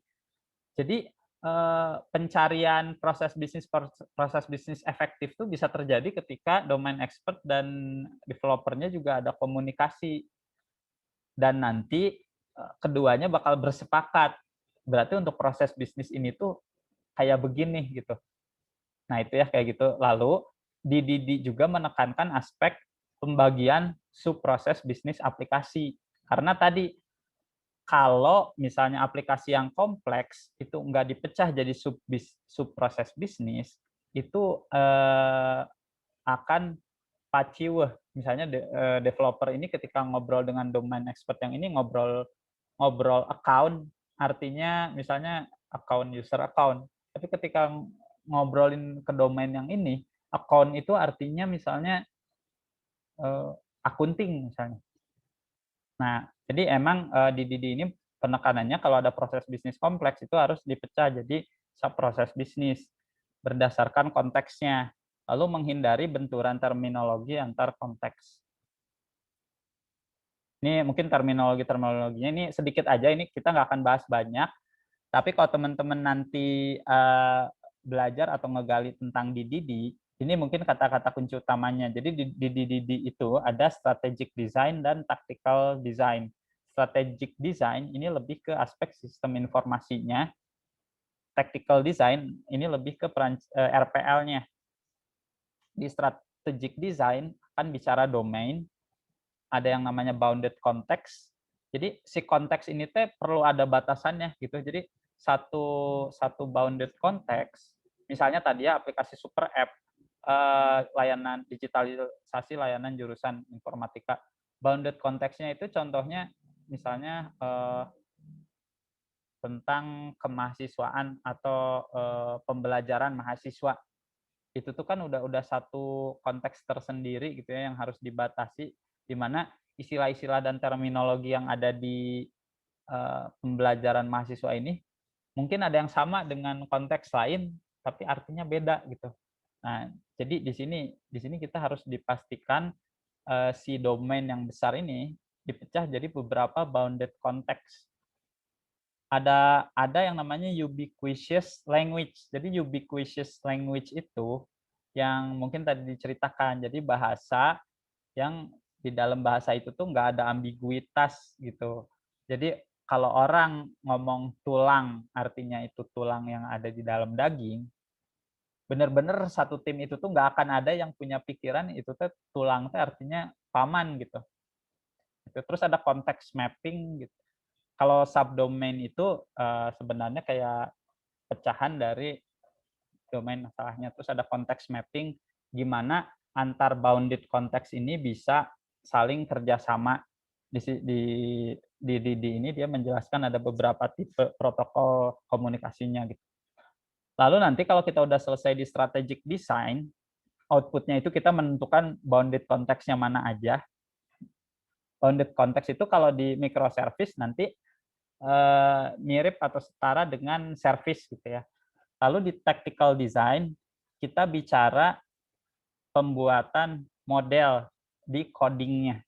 Jadi yang namanya aggregates ini bukan aggregates di query SQL, tapi mirip sih kalau dari secara ini. Jadi aggregates ini tuh kayak satu kelompok objek yang kalau di dalam transaksi itu dia bareng-bareng. Contohnya misalnya materi pembelajaran dengan referensi. Si referensi ini tuh kan referensi itu misalnya referensi papernya kemana aja. Referensi kan objek tersendiri. Tapi materi pembelajaran juga dia objek tersendiri. Nah, si referensi ini kan bagian dari objek materi pembelajaran. Nah, si materi pembelajaran ini bisa disebut aggregates. Jadi aggregates ini terdiri dari aggregate root atau si kepalanya, kepala modelnya, terus di dalamnya ada entity dan value object. Ya ini intinya mungkin kalau sekarang diceritain bisa panjang lagi, cuman intinya aggregates itu gimana kita memodelkan apa yang ada di proses bisnis ke dalam kelas di aplikasi. Kelas di sini bukan berarti kita harus pakai object oriented programming ya. Karena seperti Go, Rust, C itu pun dia ada konsep struct yang sebenarnya mirip-mirip kelas. Jadi intinya tuh gimana kita memodelkan dari objek bisnis ke objek yang ada di aplikasi. Lalu di sini ada domain event. Domain event itu kalau misalnya terjadi satu peristiwa atau satu hal di proses bisnis ini, itu tuh nanti proses bisnis yang lain bisa kayak segera tahu bahwa ada event dan dia harus ngapain. Contohnya domain event ini misalnya misalnya Budian baru ngasih nilai periksa ujian, terus nilai dari Hamim itu tuh 60. Nah, ketika itu terjadi satu domain event. Budian ngasih nilai Hamimnya dihitung, nilainya kan di bawah D misalnya, akhirnya setelah dikalkulasi D, dia langsung ngirim domain event ke misalnya messaging system. Nah, di messaging system itu ada yang nge-subscribe ke topik nilai jelek. Jadi topik nilai jelek dilempar tuh event nilai jelek ke dalam messaging system. Lalu yang subscribe ada scheduler notifikasi ke orang tua misalnya. Jadi ketika event Budian ngasih nilai jelek terjadi, service yang lain dia langsung nangkep event itu dari satu messaging system, langsung dia kabari ke orang tuanya Hamim misalnya. Ini Hamim dapat nilai ininya segini gitu. Nah, itu contohnya ya, itu contoh domain event gitu. Jadi ada peristiwa dan ada yang tertrigger atau bereaksi terhadap peristiwa itu. Dan peristiwa itu tidak harus request response. Karena kan kalau REST API itu basisnya request response. Kita minta, kita dikasih. Tapi kalau domain event basisnya ada peristiwa terjadi, mangga siapa yang mau bertindak. Nggak spesifik ini itu ditujukan ke siapa gitu. Kayak gini, ada tiba-tiba misalnya ibu-ibu mau nyebrang di jalan, dia nggak harus nge-request ke siapapun, tapi itu tuh event ada orang tua nyebrang jalan, jadi secara otomatis bisa jadi pedagang bakso yang lagi melintas langsung coba nolong. Itu contohnya domain event. Tapi kalau request response itu kayak kita ngedatengin pedagang bakso, minta nukerin uang. Terus oke, kata pedagang bakso ada uang ditukerin nih. Itu request response. Dan di microservice, di Didi, ya itu dua itu bagian dari protokol komunikasinya. Gitu. Makanya kenapa salah satu agenda di workshop ini juga ada juga ya nanti bahasan tentang messaging system. Tapi itu nanti disesuaikan aja. Kalau kita benar-benar butuh baru ada. Ini cara Didi membantu merancang microservice. Tadi ya, kalau bounded context itu untuk menentukan konteks proses bisnis dari setiap service. Konteks mapping menentukan pola komunikasi dan integrasi antar service. Aggregates menentukan model pada service, tadi ya sudah dibahas. Lalu domain event, komunikasi berbasis event antar service. Nah, ini contohnya. Ini sorry belum sempat dinamain. Jadi yang merah ini adalah domain. Kalau di Didi yang merah itu domain, kalau di Super App yang merah itu ya Super App, yang merah itu digitalisasi layanan jurusan Teknik Informatika. Yang kuning itu bounded context. Kalau di Super App yang kuning ini ya representasi sub proses bisnis ya. Kayak contohnya tadi misalnya ini learning analytics, terus ini manajemen sidang, kerja praktek, kolokium dan sebagainya. Terus ini manajemen tentang data kemahasiswaan misalnya.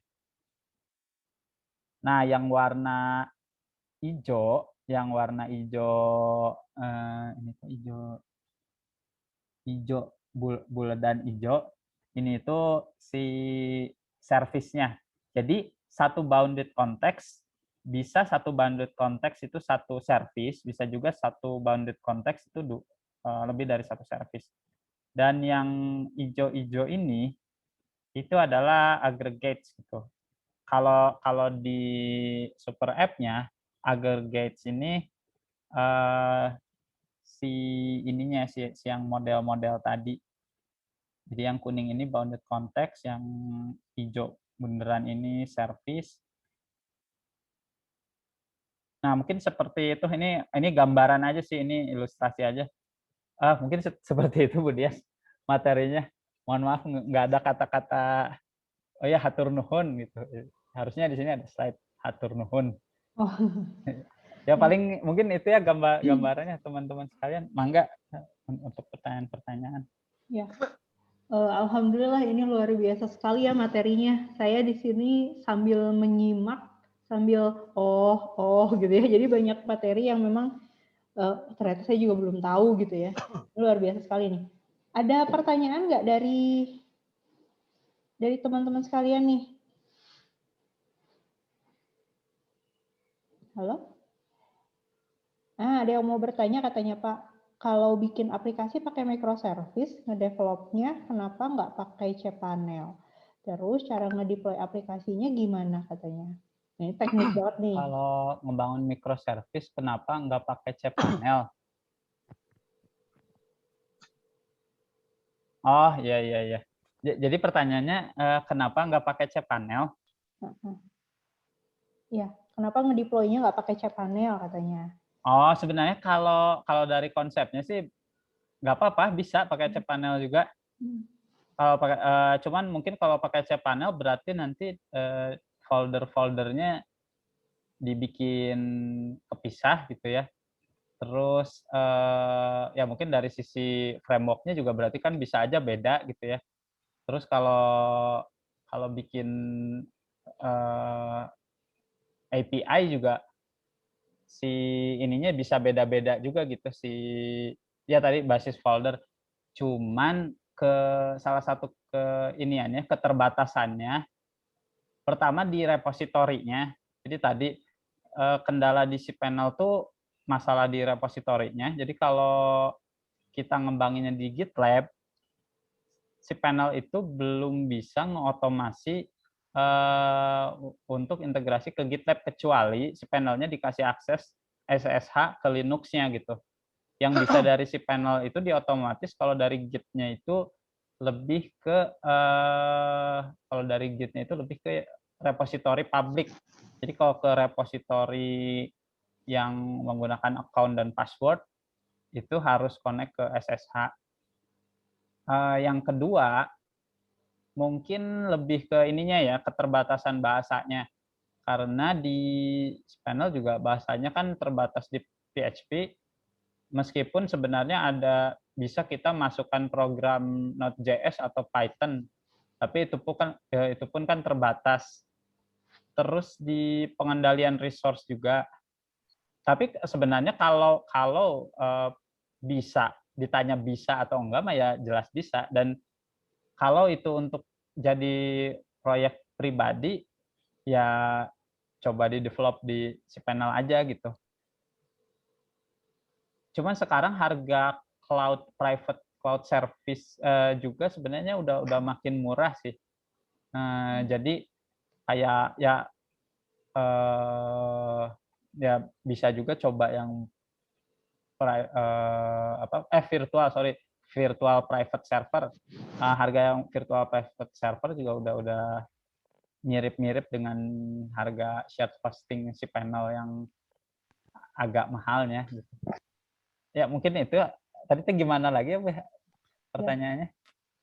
Udah sih itu. Jadi tadi memungkinkan ya pakai cPanel, kemudian deploy-nya tadi juga sudah dijawab. Mungkin ada tambahan dari Pak Ihsan Budiman? Dari tadi gitu. Terdengar itu teh, kirain saya nggak aktif. Paling ini aja, jadi paham.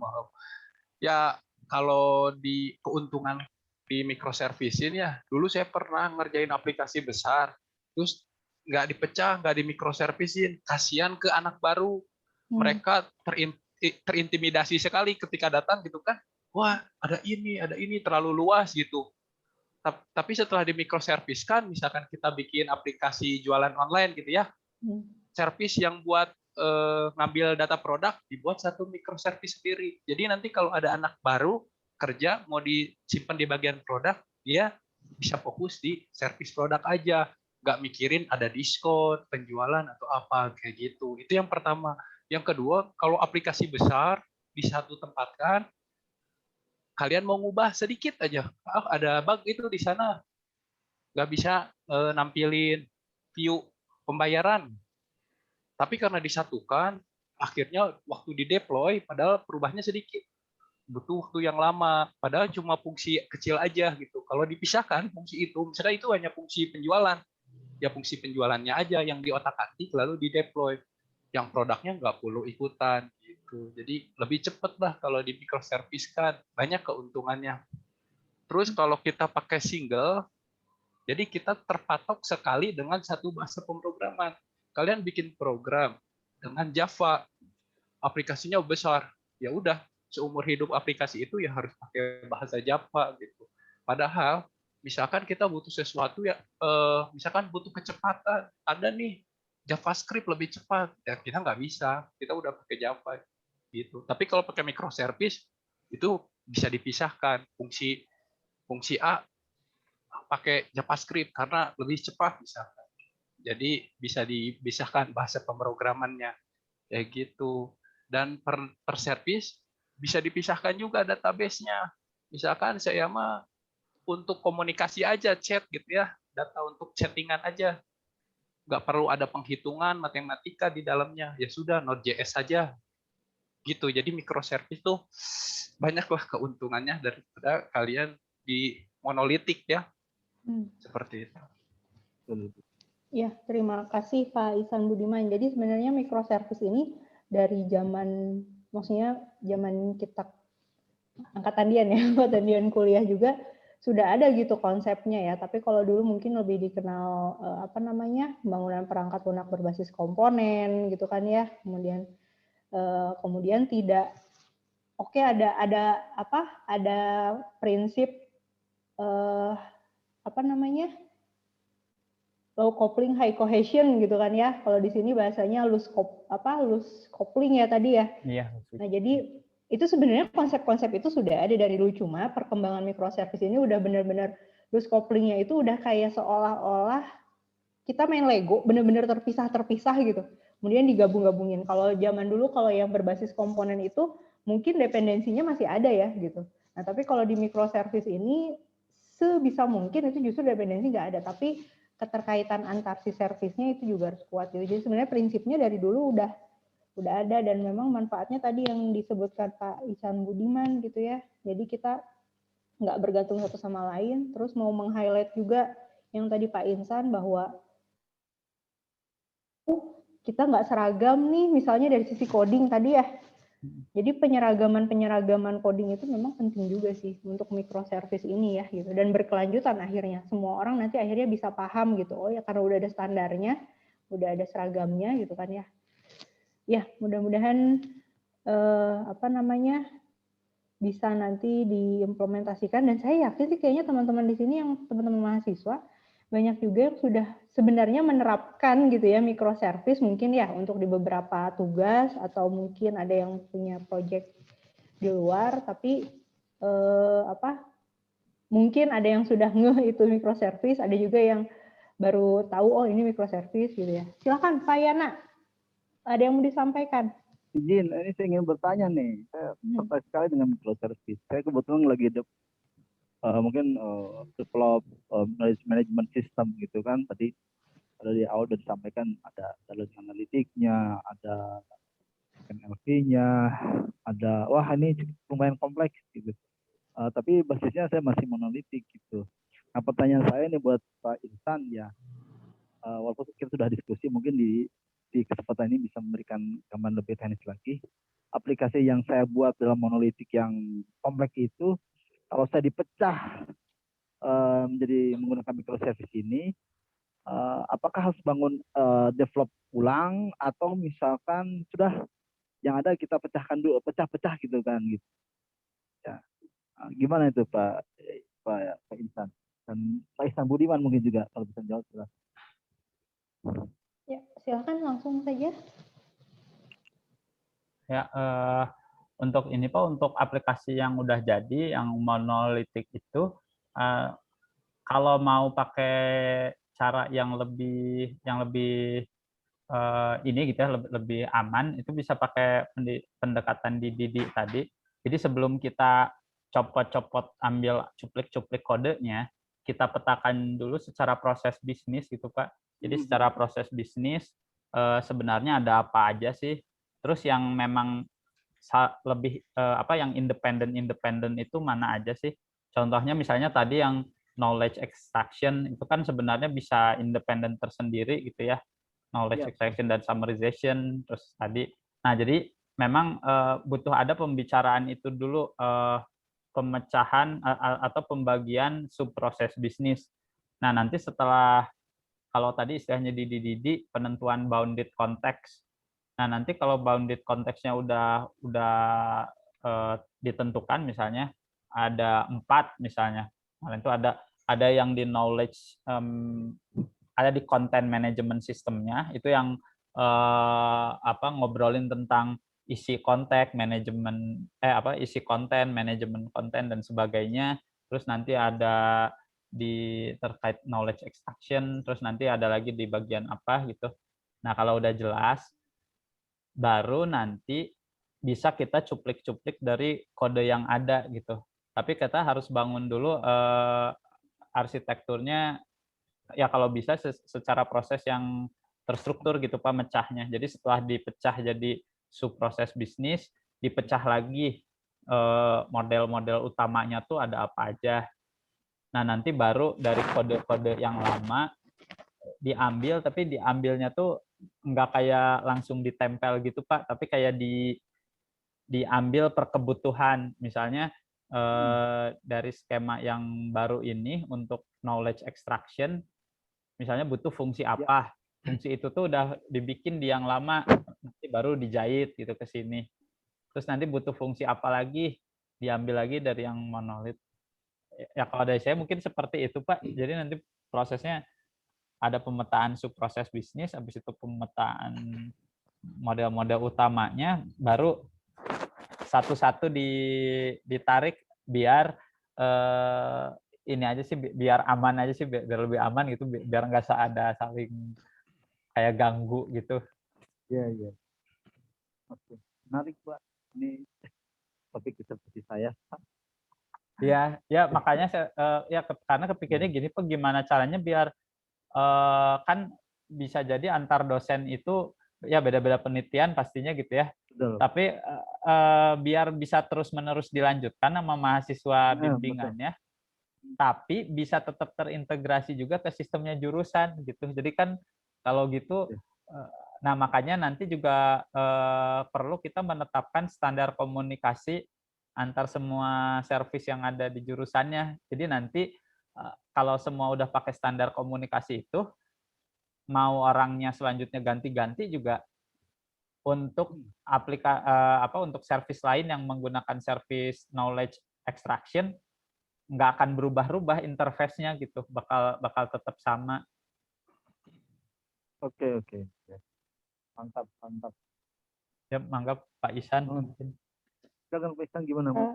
Iya. Kalau dari saya Pak, memang ya menggiurkan mendesain monolitik ini karena cepat di awalnya.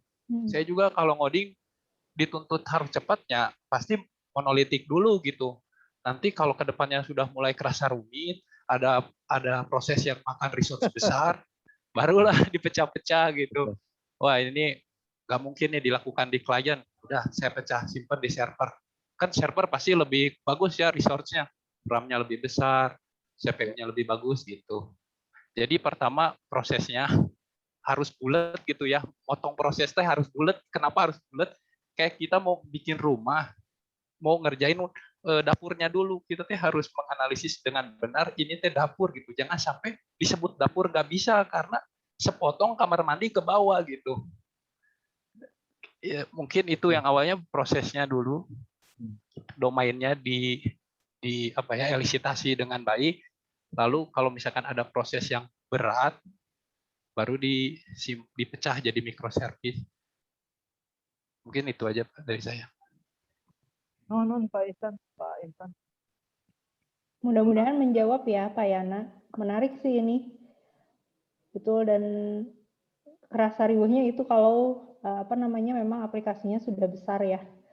Seperti itu. Tapi ya tadi walaupun kita ngebangunnya sedikit-sedikit gitu ya, ngebangun rumahnya misalnya cuma dapurnya dulu, satu kamar dulu gitu ya.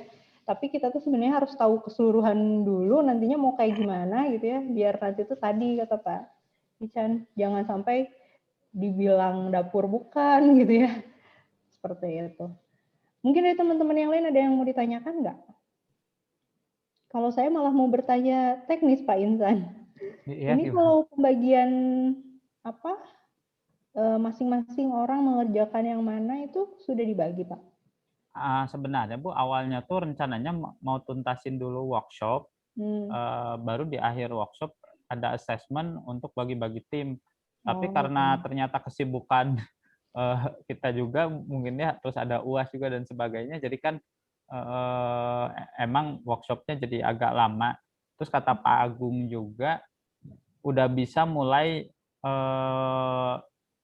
KP-nya gitu, maksudnya penugasan KP-nya udah mulai. Jadi sepertinya sekarang sampai workshop selesai itu bisa ini dulu Bu, melancarkan dulu teknologinya gitu, penggunaan teknologinya, terutama mungkin yang standarnya kan kayak Git, terus Docker gitu ya. Itu standarnya, jadi nanti mau mengembangkan pakai teknologi apapun, basicnya pakai itu, jadi nanti gampang kalau mau di-deploy ke servernya masing-masing peserta KP mungkin harus coba ulik itu dulu. Nah, nanti juga tapi ada bahasanya juga di workshop. Ada workshop tentang Git kan dan ada workshop tentang Docker. Tapi kalau bisa sebelum itu sudah pada coba install dan coba develop gitu tadi kayak gitu. Iya, sepakat paralel sih ya. Jadi workshop berjalan, terus sambil coba-coba coba-coba teknologinya juga gitu ya teman-teman di sini. Jadi nanti ketika pembagian tim teh udah dapat semuanya gitu dari sisi ilmu, dari sisi teknis nyobanya gitu kan ya. Iya, sama mungkin aspirasi buat ini juga sih jurusan buat kurikulum. Ya mungkin ini teknis juga ya. Sebenarnya kalau sekarang sih kayaknya Git atau mungkin Docker juga ya. Docker juga pas untuk diajarin di mata kuliah pengenalan informatika sih, itu aja sih sesinya.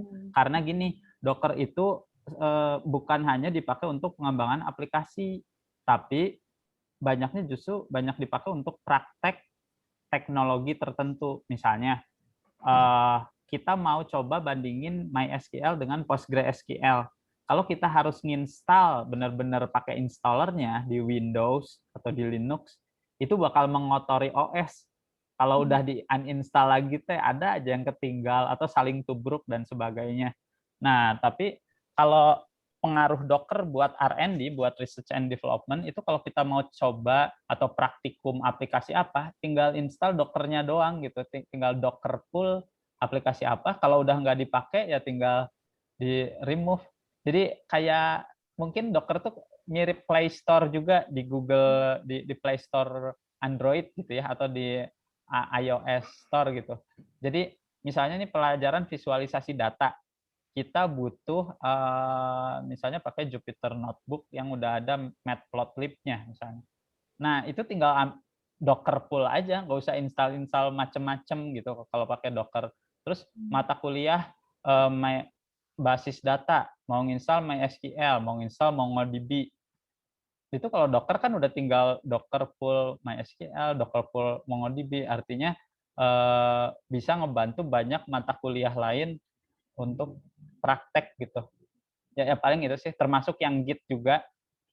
Jadi nanti minimal kayak ada skill standar begitu selesai lulusan informatika UIN tuh kalau ditanya kayak Git, Docker dan hal sebagainya gitu yang standar industri udah kayak ya udah terbiasa. Jadi nggak hanya tahu tapi udah biasa gitu pakai itu tuh. Ya mungkin kayak gitu sih aspirasinya. Sip nih, terima kasih Pak Insan. Ada lagi mungkin yang mau disampaikan Pak Ican Budiman, Pak Beki mungkin, Pak Yana? Atau ada yang mau bertanya lagi? Ya, mangga yang mau bertanya teman-teman mahasiswa. Mungkin Pak Beki mau bertanya, Pak Beki. Pak Beki mau bertanya, masih ada Pak? Masih. Silakan Pak. Enggak, lanjutannya. Oh iya. Atau mungkin rekan-rekan ada yang mau bertanya soal KP-nya atau keluh kesahnya, misalnya ini kok KP belum dikasih tugas aja. Pak Agung udah kasih gong, jadi penugasan udah boleh diberikan. Jadi ya ini mah mohon keikhlasannya berarti dari rekan-rekan mahasiswa KP. Nanti mulai besok mungkin ya udah ada penugasan-penugasan. Tapi penugasan-penugasannya mungkin sekitar ngulik dulu ya. Jadi sampai workshop ini beres, teman-teman ngulik dulu. Terus ya coba-coba ini ya tadi kan masing-masing service tuh banyaknya pakai service backend ya. Jadi teman-teman mungkin bisa pilih bahasa yang teman-teman suka. Misalnya yang suka PHP atau yang suka apa, yang lagi minat bahasa apa bisa coba juga. Nanti bisa coba kembanginnya pakai bahasa yang teman-teman suka tadi. Paling itu sih. Paling itu sih pengumuman tentang KP-nya. Mungkin ada yang mau ditanyakan juga. Ada yang mau ditanyakan? Ada yang mau ditambahkan? Kalau tidak ada mungkin kita cukupkan workshopnya atau gimana Pak Intan? Iya, sepertinya seperti itu Bu. Kalau udah nggak ada yang tanya lagi mah, nanti paling kalau ada informasi-informasi selanjutnya juga diumumkan di Discord. Mangga mungkin dari Pak Isan ada yang mau disampaikan? Cukup Pak. Cukup. Closing statement mungkin? Tidak ada. Cukup. Di-sharing nanti Pak itunya. Iya, materinya jangan lupa di-sharing ya Pak. Oh iya, materinya nanti di-share di itu ya, di channel materi di Discord. Ya. Alhamdulillah ini sudah azan juga. Terima kasih ya teman-teman semuanya atas kehadirannya. Mudah-mudahan KP tematiknya berjalan lancar. Kemudian terima kasih untuk Pak Insan Al-Amin yang sudah sharing luar biasa ini ilmu dan teknologi yang terkini gitu ya. Kemudian Pak Beki, terima kasih sudah menyempatkan hadir. Pak Yana juga. Kemudian Pak Isan Budiman dan Pak Cepi tadi ya. Terima kasih, saya tutup mungkin ya acara. Oh ya Bu, satu lagi. Itu pertanyaan ada yang belum kejawab ternyata dari yang Dimas. Pertanyaan keduanya sih, terus cara ngedeploy aplikasinya gimana? Oh oke, jadi gini teman-teman, ini lupa ya. Jadi alur pengembangan aplikasi teman-teman nanti itu keseluruhan itu teman-teman manfaatin pertama untuk develop-nya teman-teman pakai Git. Jadi nanti teman-teman pakai bahasa apapun di save ke repository GitLab. Yang kedua, nanti cara deploy-nya gimana kata Dimas? Apapun bahasa pemrogramannya nanti di-deploy ke Docker. Jadi Docker image. Jadi nanti di dalam Git repository-nya teman-teman masukin Docker file. Coba cari aja dulu sekarang meski nanti dibahas ya yang namanya bikin Docker image. Jadi nanti image-nya mau PHP mau apapun nanti dijadiin image Docker pakai file Docker file. Jadi nanti teman-teman di-build image Docker-nya. Setelah di-build, nanti dipasang atau diinstal di server gitu. Jadi nanti yang diinstal di server itu Docker container dari Docker image yang teman-teman bikin. Nah, terus gimana caranya ngotomasi biar tiap teman-teman nge-update kode yang di server bisa ke-update otomatis. Tadi kan kalau di cPanel itu sebenarnya bisa langsung aja ya, deployment tuh langsung. Tapi kalau ini kita pakai GitLab CI. Jadi teman-teman mungkin pernah dengar CI/CD ya, continuous integration, continuous deployment. Jadi nanti ada yang namanya GitLab CI, itu tuh untuk ngeotomasi biar ketika teman-teman push ke GitLab, itu nanti ada action untuk nge-build ulang Docker image di server. Habis itu nanti di-run Docker image yang barunya. Nah, di dalam Docker container ini nanti akan ada web service yang teman-teman bikin. Karena sebagian besar mungkin servisnya itu berupa web service. Jadi misalnya teman-teman bikin aplikasi PHP atau bikin Go. Kalau Go kan berarti ada di compile dulu, di situ dimasukin jadi Docker image. Ya paling itu aja Budian tambahnya. Jadi PR-nya mungkin ya PR-nya sekarang pertama pelajari Git, Docker. Docker itu mulai dari cara install, cara pakai sampai nge-build Docker image dan nge-deploy. Habis itu GitLab CI untuk otomasinya, CI/CD-nya. Udah 3 itu sih. Udah paling gitu aja Budian. Terima kasih tambahannya ya. Jadi teman-teman nanti di sini bisa langsung coba Git-nya, Docker-nya gitu ya. Kemudian untuk support CI/CD-nya. Oke, karena sudah azan juga, ya kita terbatas waktu juga, tapi luar biasa manfaatnya, kemudian ilmu yang kita dapat ya hari ini, termasuk untuk saya pribadi gitu ya, karena ternyata memang teknologi itu harus kita kejar juga gitu ya, seperti itu, dan memang harus terus belajar. Ya, terima kasih atas kehadirannya. Saya cukupkan pertemuan hari ini. Mohon maaf apabila ada kekurangan. Assalamualaikum warahmatullahi wabarakatuh.